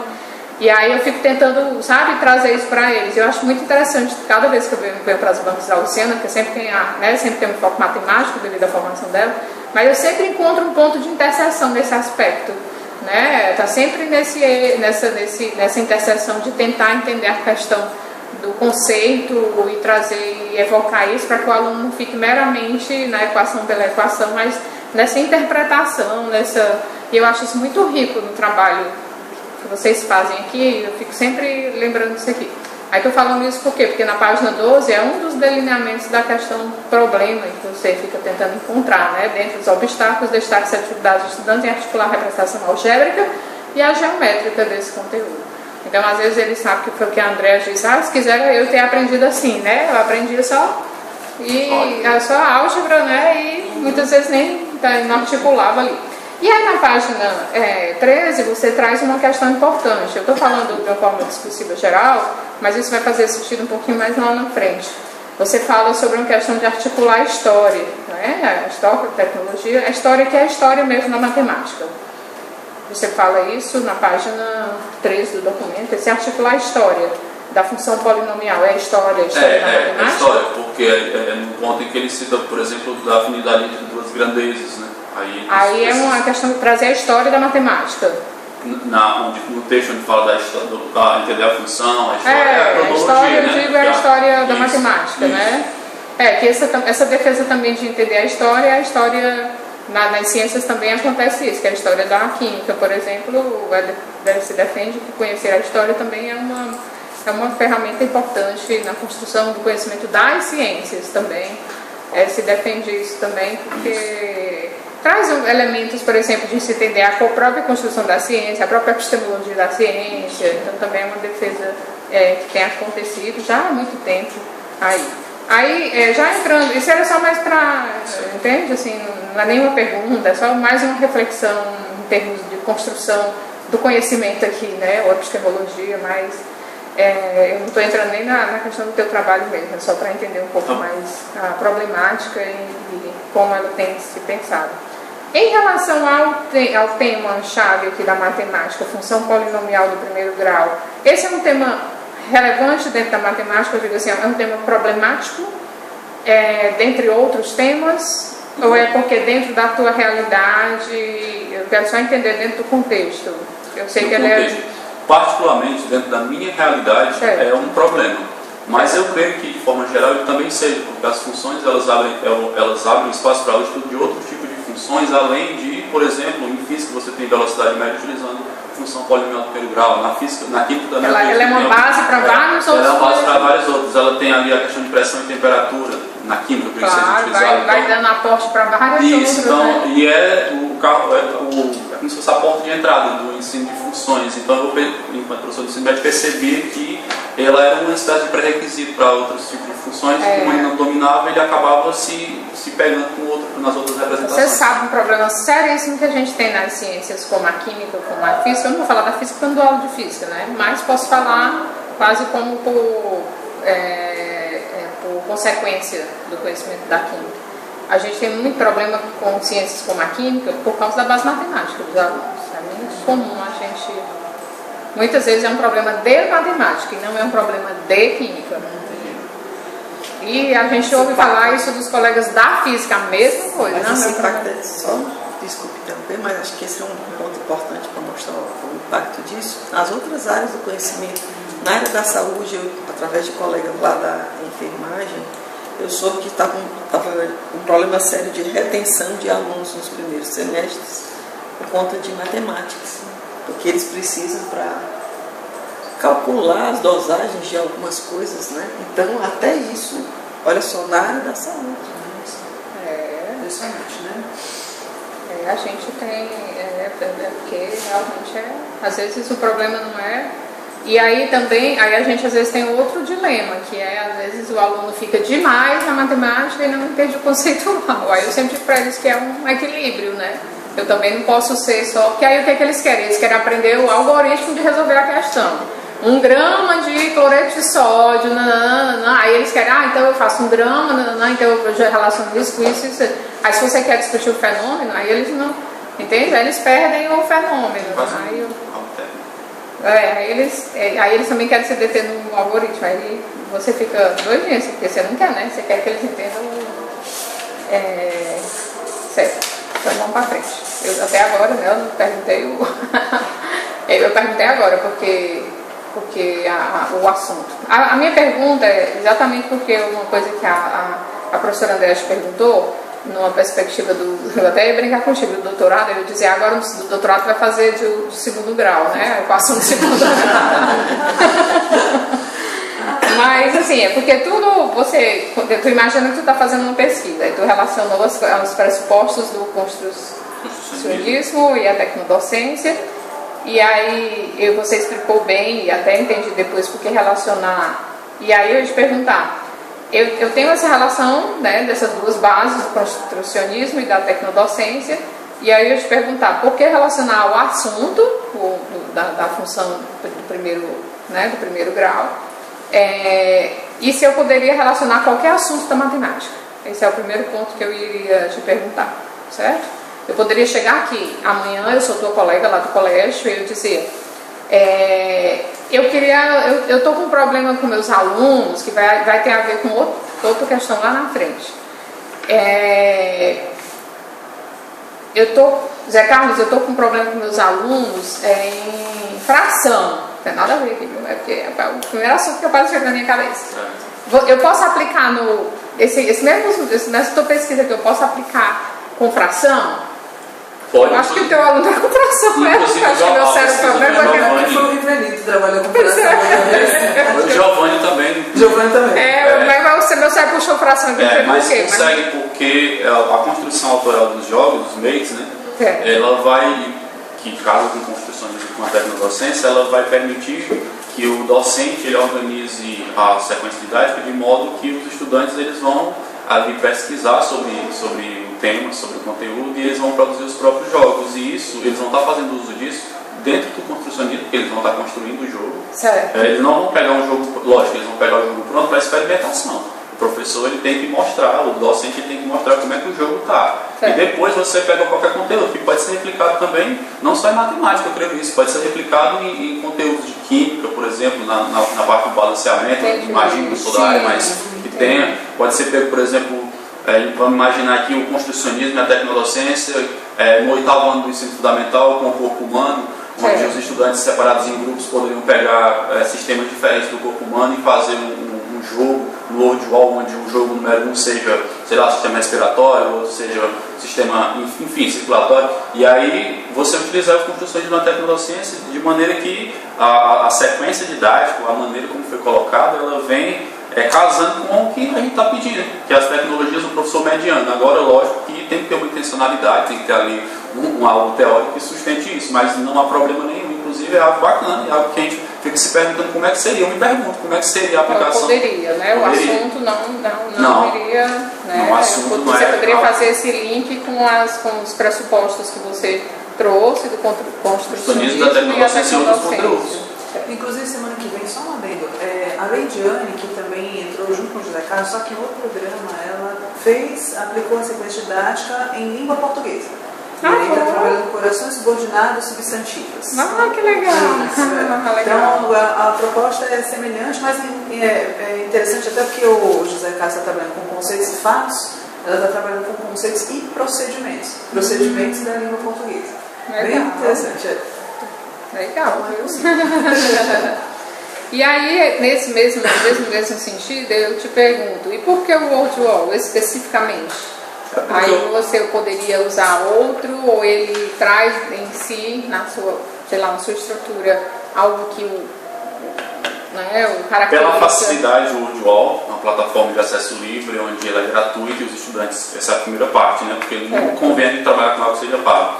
Também porque no World Wall ele vai permitir eles construírem e eles fazerem os jogos e eles serem replicados entre grupos, na testagem dos próprios grupos e na socialização. Então, por exemplo, só um exemplo, o GeoGebra, que não sei se vocês têm conhecimento do GeoGebra, ele é uma plataforma que ela é mais, o estudante está mais como um passivo. Ele é um ser passivo dentro de uma visualização do GeoGebra, porque ele vai apenas ver, ele vai colocar ali os coeficientes e o gráfico ele vai acontecer. Entendi, aí não seria... É mais um simulador, e né? o World Wall, conforme foi até dito na defesa aqui, os estudantes eles vão ter que mexer com a estrutura cognitiva deles, porque eles vão elaborar o jogo, eles vão ali criar os distratores, que é algo complexo. Sim. Porque eles vão ter que, para ele entender a resposta correta, ele tem que saber como que você pensaria para responder errado. Então o Joel, a gente casa justamente por isso, porque ele traz aí uma vertente de uma plataforma gratuita, onde os estudantes vão formar os seus jogos, vão estar produzindo os seus jogos e colocando em prática entre eles, não é por isso. E nesse sentido, eu não sei se foi o que a professora Andrea falou, mas me deu a sensação de que não ficou tão claro, eu não sei se foi isso que a Andrea falou, mas para mim ficou a sensação que ficou tão claro que os alunos tinham esse protagonismo de que eles iam fazer o jogo deles. Não sei se foi isso, que não ficou tão claro. Não sei. Não é que não ficou claro, mas que não foi destacado. Não ficou destacado. Que eles estavam fazendo. E nesse aspecto também, lá no resumo, eu dei a sugestão para você não colocar metodologias ativas, mas aprendizagem ativa, eu acho. Ai, obrigada. Eu agradeço tanto, porque eu acho também que a gente usa porque, tipo assim, as pessoas entendem melhor porque todo mundo fala sobre isso. Mas eu também sou contra, entendeu? A utilizar metodologias ativas, porque não é necessariamente a metodologia que é ativa, né? E aí você também e fica tão solto o termo, entende? E ficou tão solto esse termo hoje, tá tão assim, e ficou tão sem definição, e ficou tão. Às vezes eu até falo com meus alunos, tem uma disciplina que eu dou que tem metodologia ativa, até falei que a Tata ficou tão solto, parece que qualquer coisa hoje é uma metodologia ativa. E não é, né? Ficou tão assim, sem qualquer coisa virou metodologia ativa, né? Aí ficou assim tão sem perspectiva, assim, ficou tão sem. Deixa eu correr aqui que eu estou ocupado nos 20 minutos, mas eu vou terminar aqui rapidinho. Eu não sei, eu botei alguma coisa aqui falar sobre desafios no seu caso, né? Aqui foi assim, funções. Sim, porque você falou na página 22 que tinha resistência de alguns docentes na adoção de metodologias inovadoras e a necessidade de formação específica do uso adequado das TDICs. O que você falou que tem a resistência de alguns docentes na adoção de metodologias inovadoras? Eu uso um Vernot, né, que diz isso. Você citou algum? Acho que é Vernot que falou isso no trabalho, mas assim, trazendo do ponto de vista da minha realidade, é porque enquanto estive como, não sei se é isso que está no texto, porque eu não vou lembrar, mas enquanto estive como formador, era um ponto que me deixava muito inquieto. Você formou os colegas, professores? Isso, eu estive como formador em 2018 e 2019, e esse era um ponto em que eu verificava que os próprios docentes eles eram muito resistentes a qualquer coisa que não fosse uma aula expositiva. E eu ficava me perguntando, porque às vezes eu levava uma metodologia que eu também concordo, as metodologias ativas elas vêm como se fosse uma solução para o mundo educacional e desse jeito. E eu verificava que os professores que faziam parte da minha rede já encontravam ali um jogo pronto, algo pronto, e eles não queriam aplicar. Na escola que nós citamos aqui no trabalho, uma escola que tem uma estrutura belíssima, e uma escola como essa que tem lá laboratório, que tem... pois é. E eu acredito que seja algo que um professor não tem... Eu sei que é muito complicado a vida de professor, mas não planejar uma aula onde você possa inserir, possa fazer com que o estudante tenha acesso às tecnologias, não só às tecnologias, mas a um espaço da escola. Então é nesse sentido, eu acredito que tenha sido isso quando foi citada a resistência dos docentes num processo de ensino mesmo, né? Apesar de eu estar falando de aprendizagem, mas eu citei aí o Vernot, se eu não me engano, cita isso. Sim. Só porque eu vi aqui, aí eu não entendi bem o contexto que você estava falando, se era a sua fala, se era na sua realidade, se era um genérico. Eu vou falar da minha realidade, mas acredito que eu tenho colocado o sangue no Vernot, com quase certeza. A professora André disse que você trabalhava muito bem. Como é que se chama, André? Desculpa, é um termo técnico. Usar quadros, usar apresentação. Você falou que ele usava muito bem. Agora eu sugiro um quadro, já que você usa muito bem, uma sugestão para colocar um quadro, um esquema com uma sequência didática, porque você fez tanta coisa que eu acho que merecia, bem bonitinho aqui. Primeira intervenção, segunda intervenção, terceira intervenção. A minha, sim. A turma é a sua própria turma? Né? Primeira pergunta, é a sua própria turma? Não. Tá. Não é. E outra pergunta é por que você disse que os alunos não eram obrigados e por que os alunos podiam desistir, né? Sim. Certo. São E como o André disse, você detalhou tudo muito bem, né, André? Olha só, bem, nível de detalhe visual, assim. Ah, sim, Mas ele não botou séculos didático não, né? Não foi eu que não entendi. Não. É textual, né? Me explica assim, só rapidamente, como tu fizeste Moraes e Galeazzo, a ATD? Essa aqui já é uma tabela adaptada que nós temos aqui da professora Luciana. Já adaptaste, já vem adaptada. Já olhaste, já fizeste. Isso, essa tabela, inclusive, eu fiquei encantado. Não, tudo bem. Porque ela faz. Ela já fez, isso, já adaptou, já né? Tem, muito perfeito. E aí tu só vai citar, né? Lá. Ok, não. Então tudo bem, tá certo. Aí eu esqueci mesmo, tu já usou naquele trabalho do menino, não foi? Isso, eu já esqueci. É porque a gente vem pra banca, aí a gente lembra, aí a gente vai correr, a gente esquece. E a gente fica doido pra usar mais tanta coisa na vida da gente, né? A gente sai daqui certo que a gente olha só e aparece outras coisas e a gente vai embora, né? Eu tinha uma coisa interessante aqui que eu ia te perguntar, deixa eu ver se é um pouco aqui mais pra frente. Pronto. Tem outras coisas aqui, mas eu vou deixar aqui na frente. Achei interessante na página 68, quando você... Estou com 24 minutos, eu já estou passando. Quando você ressalta na página 68 a confusão que existe entre função e equação. Eu achei interessante assim, nas tuas colocações aqui, que a gente vê que é um ponto muito bonito, José Carlos, que a gente vê aqui. A gente vê o professor pesquisador aqui em você. Porque eu acredito que aqui são as tuas aspirações de professor, Luciano. Você é a orientadora dele, mas ele trouxe aqui as aspirações dele de professor. Que é esse um ponto assim que eu acho riquíssimo, você vê aquele professor que está ali, mas se inquieta e traz as suas inquietações de professor para a pesquisa, né? Hoje eu tenho feito pesquisa não com os meus alunos, não os meus alunos sendo pesquisadores como você. Eu sou a própria pesquisadora dos meus alunos são os meus sujeitos de pesquisa, né? E aí os meus alunos de doutorado pesquisam lá nas minhas turmas, por enquanto tem sido assim, porque são daqui da quinta. Vocês entenderam, né? O meu aluno de doutorado vai para a minha sala comigo e tal. Os meus alunos da graduação são os meus sujeitos de pesquisa. Mas é muito interessante, eu já tive aluno assim no ensino, no seu perfil, né, que está lá no ensino médio, chega aqui com a inquietação dele, professor, eu queria pesquisar. E é muito rico essa troca, né, porque traz a realidade dele, traz as inquietações dele como professor. E é muito rico, assim, eu aprendi muito já com os meninos do ensino, ter deixado em cima recentemente, me veio o coração desse aspecto. Eu acho muito interessante essa inquietação, essas questões que a gente vê quando o colega traz lá do ensino médio. Eu aprendi muito com os colegas do ensino. Muito. E é muito bom quando a gente vê o colega querendo pesquisar a sua própria prática docente, porque assim, a gente vê essa inquietação dele de ver que os alunos têm essa confusão e ele quer de alguma forma pesquisar isso, sanar, fazer alguma coisa que possa trabalhar essas questões. E eu vi a carinha dele ali na inquietação de que os alunos só acertavam 33% da questão da raiz, né? Eu achei isso aí muito legal, a preocupação dele. Eu fiquei um pouco confusa nesse entendimento, mas eu vou te perguntar uma coisa que tem a ver com a tua pesquisa em si. Eu fiquei pensando, o aluno, ele trabalhava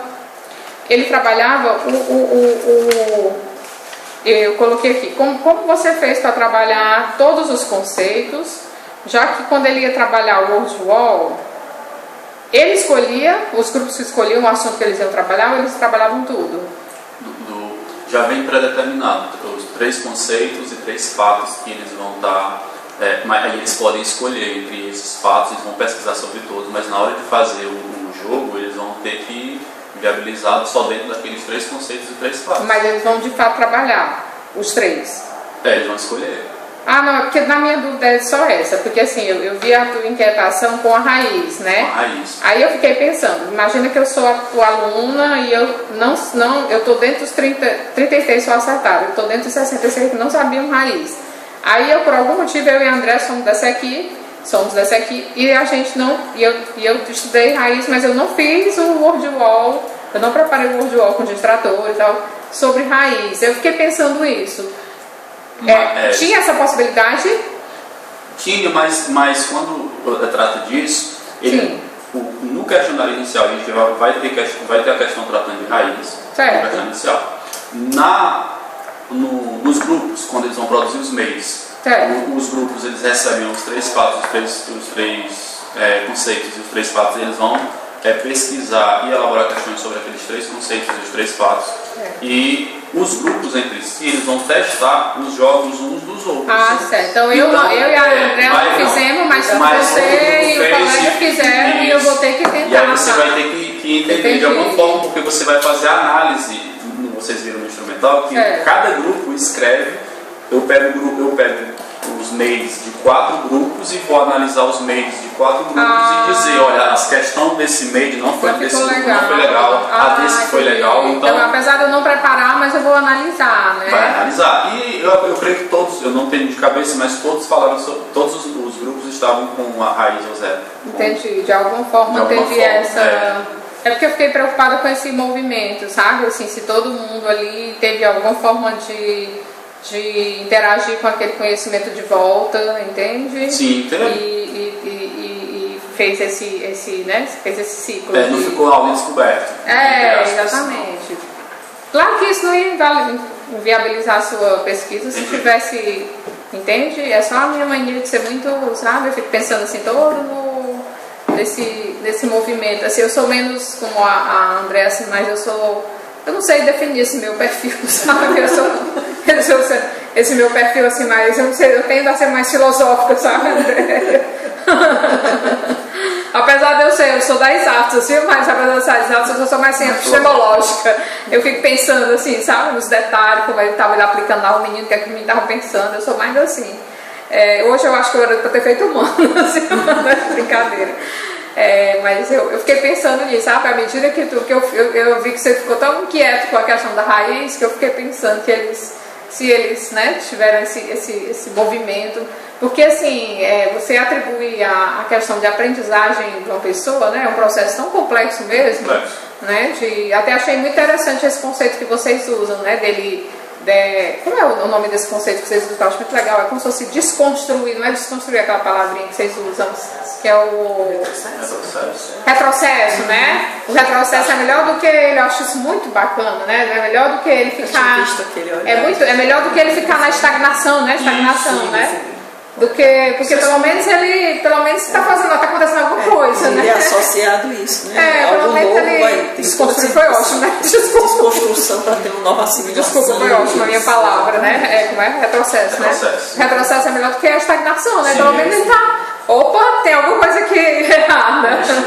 Está em movimento, né? Está em movimento. E uma coisa que me chamou a atenção é aquele dado que você falou, que eles dizem que ficam 5, 6 horas, 7 horas. Sim, com o celular. No celular, aí um monte de horas já nem o que é, né? Meu Deus, então, né? Porque quem me conhece sabe que a minha preocupação que eu tenho com essas coisas de mídia, sabe? E olha que eu não tenho nem filho, viu, pessoal? É só eu e o marido. Mas eu tenho uma preocupação danada com esses negócios aí. Eu fico preocupadíssima. Qual vai ser o nosso futuro aí, André, com isso aqui, né? Eu fico preocupada. E nem sou dessas áreas de vocês também, viu? E nem tinha fotofobia há 2 meses atrás. As coisas acontecem. Eu brinco com meu marido, viu? Assim, imagina se eu, viu, Luciano, que se eu fosse viciado em tela, viu? Eu já tinha desviciado. Com certeza. Não tem jeito. Com a minha fotofobia. Eu faço minhas palavras da André. Eu acho que a André foi muito precisa. O teu trabalho tá assim... Tá assim, eu acho que tem tudo mesmo de um trabalho de muita qualidade, mestrado, e com todos os parâmetros que devem ter, com excelentes discussões, e me sinto extremamente contemplado. O que eu perguntei e o que é só para entender algumas coisas, fazer mais algumas reflexões, e é muito rico quando a gente vê, principalmente na matemática, que é muito desafiadora, e eu acho que eu queria ter aprendido função polinomial de primeiro grau com você, né? Brincadeira. Não era não, André, senão a gente já tinha entendido bem melhor, né? Eu fiquei pensando a mesma coisa, se eu aprendi desse jeito, né? Professora, eu agradeço demais as suas contribuições. Todos os pontos que você falou, depois eu vou dar uma olhada, mas agradeço demais, porque realmente a gente lê esses textos 2, 3 vezes e passa. Eu fiquei, quando ela falou de SD, que não está nas minhas siglas, eu fiquei, meu Deus. É impressionante, né? A gente às vezes vê coisas. Tem sigla né? de A gente tudo. não deixa passar coisas mais complexas, né? Eu E fiquei- coisas mais assim Isso, mesmo. mas viu? eu Mas agradeço se preocupa demais que é assim mesmo. pelas suas contribuições, Às pela vezes sua o que é fala, menos pelas suas complexo. perguntas. Realmente fico grato. É isso.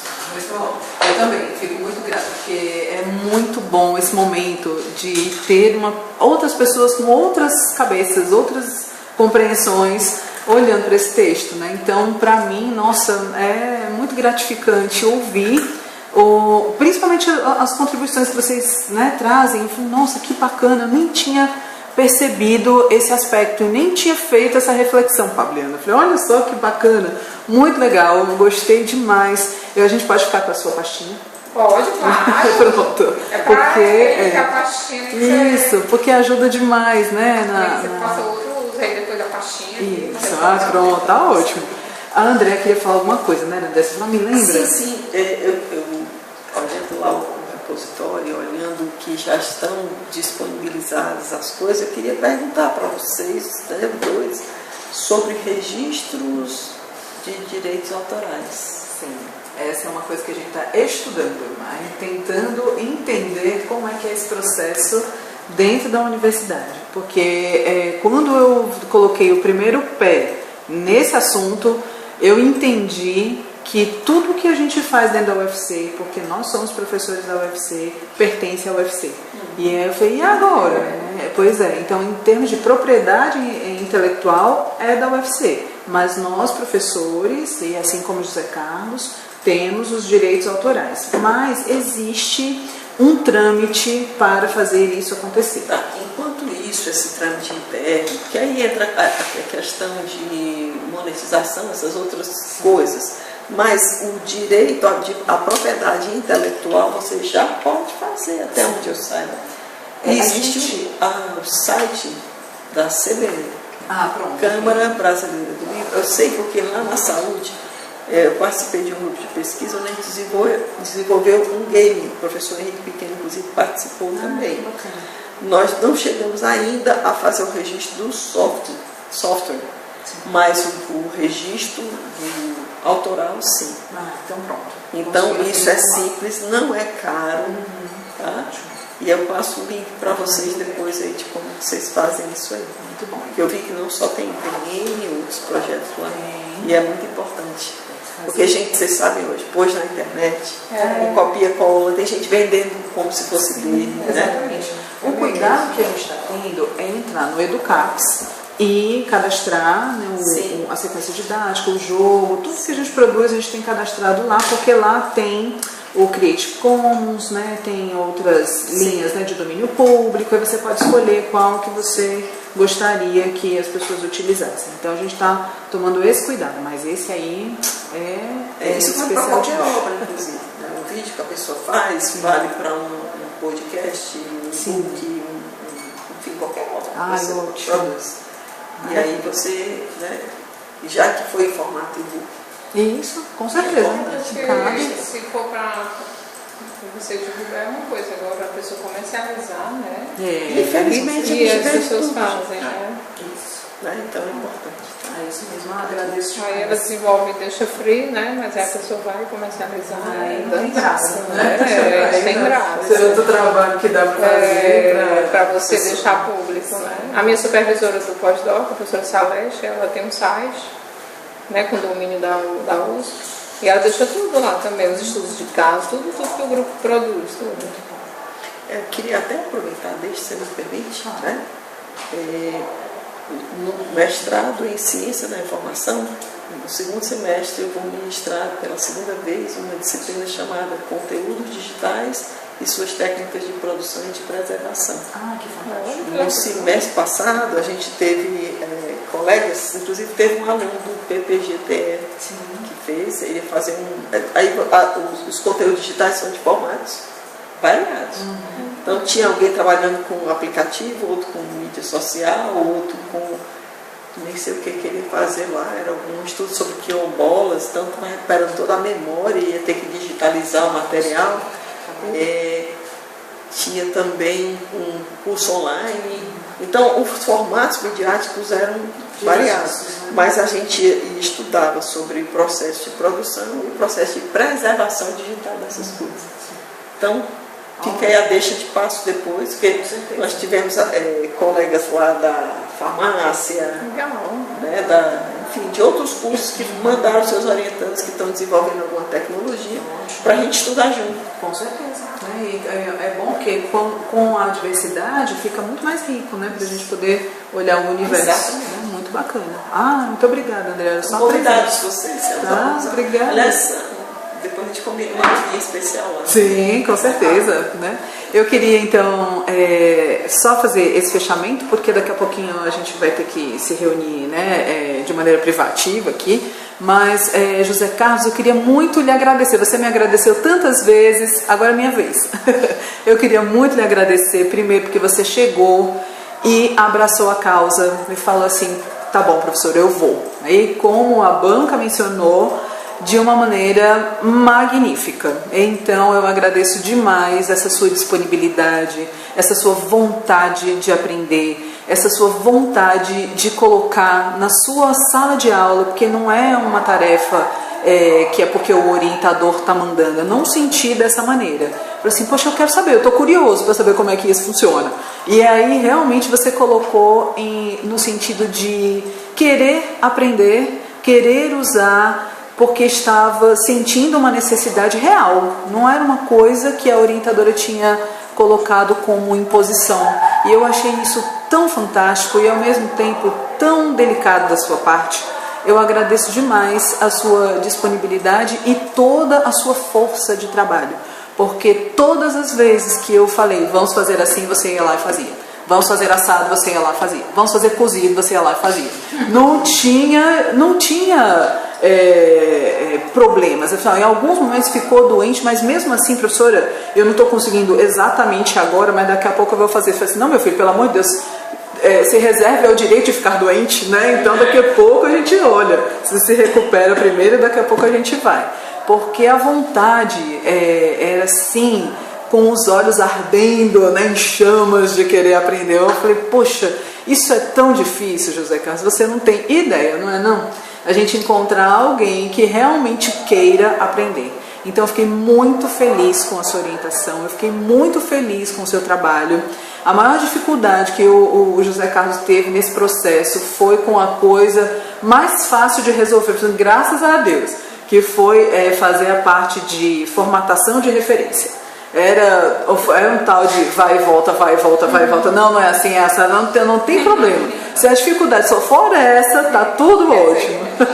É porque é chato mesmo, né? É muito minucioso, detalhe daqui, detalhe dali. Aí eu acabei preparando um documento, resumo. Eu falei, ó, segue aqui o resumo que vai dar certo. Funcionou? Ajudou?